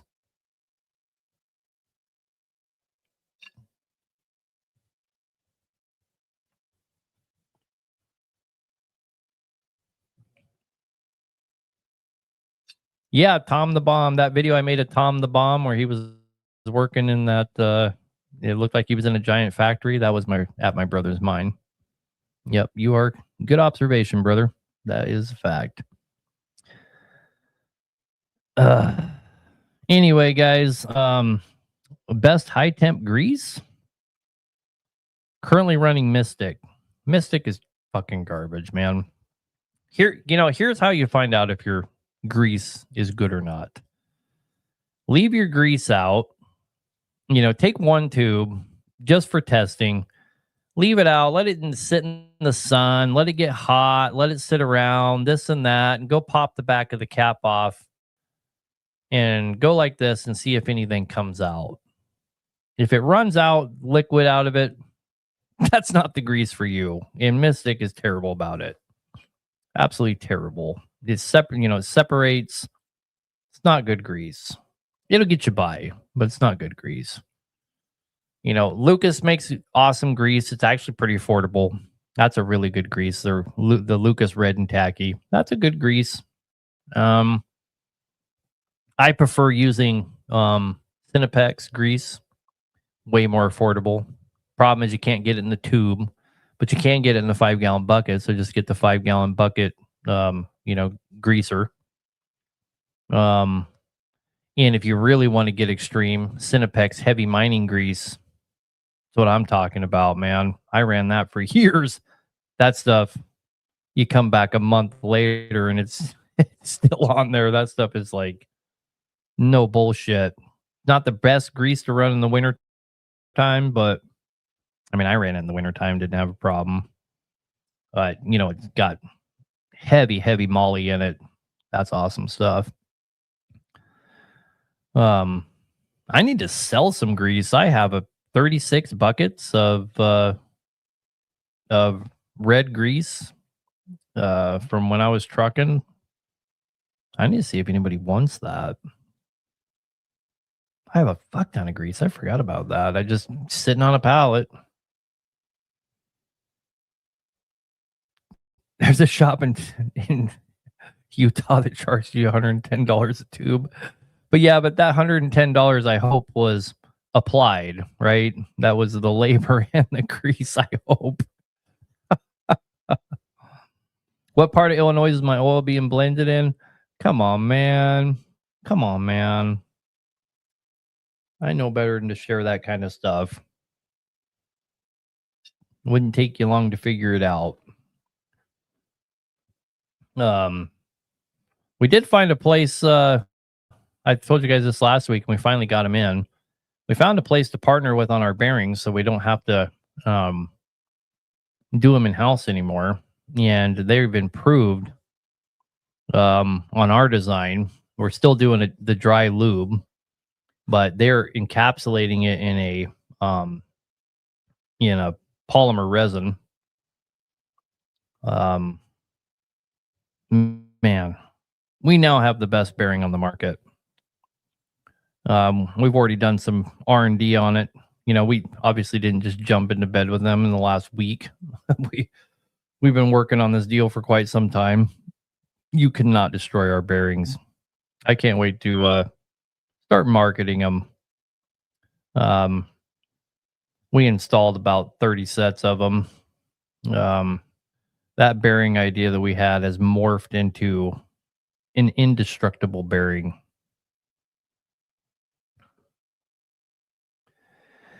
Anyway, guys, half hour passed. Now you like the showcase guns. Yeah, my old lady got me that. I thought it was kind of cool.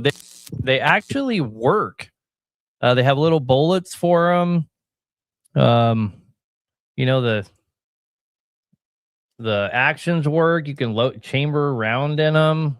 The mags, all the buttons work. I had to build these. The buttons come out. They got bullets.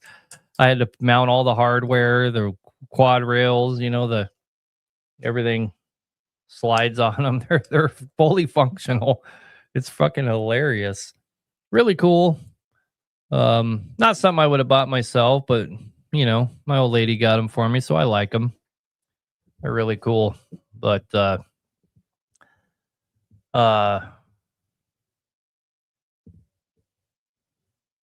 well, Pro Lube is fucking garbage, guys. I highly recommend you don't put it in your truck. I know for a fact it ruined 2 trucks at our shop. I don't wonder. I know for a fact it was the factor. Anyway, love you guys long time. Appreciate everybody coming here. I will see you next week. Sorry I started a little late. I appreciate everybody that hung out in the comment section, everybody that helped out. It's always way more appreciated than you guys know. It's not unheard of for me to be at a loss when I'm trying to help somebody out on here, and I usually sit there and grope at the comment sections like, somebody help me the fuck out, please. And you guys usually deliver.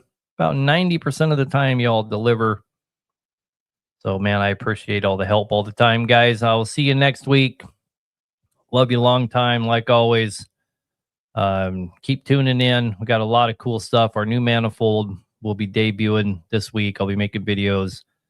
We're finally getting, we've had turbos for a long time. You guys know that. We've been fighting to get stock on turbos, so it's not a 2 to 3 day wait from the time you order it to the time you get it. We have 200 turbos showing up, and one swoop. They've already shipped. We're excited about that. And I'm hoping to debut our cylinder heads. So we're going to have, we've had stage 5 heads quite a few times, but we've never had them like, if you call, we got one. And we're finally curing that.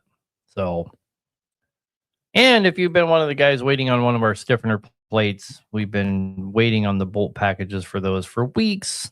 We just got informed they'll finally be in our hands tomorrow, and we'll be shipping those out. So anybody's been waiting on those, I apologize, but that's in the past as well as of tomorrow. Got your oil thermostat, best thing I bought. That's awesome, man. They are pretty great. And we've sold so many of them, and there are a few people that call back and say, "Oh, didn't make any change," but I hate to say it, it's probably because their engines are blown up. I mean, you can't sell 1,000 of something and have 990 people say it made a big change and it was great, and the 10 people that it didn't, it's just an anomaly. They got something else going on. But yeah, they've been an awesome device.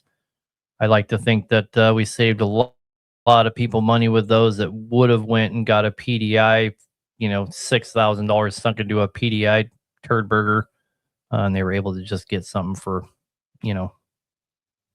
a tenth of the cost. But anyway, you guys have a good night. Love you long time. I'll see you next week. Thank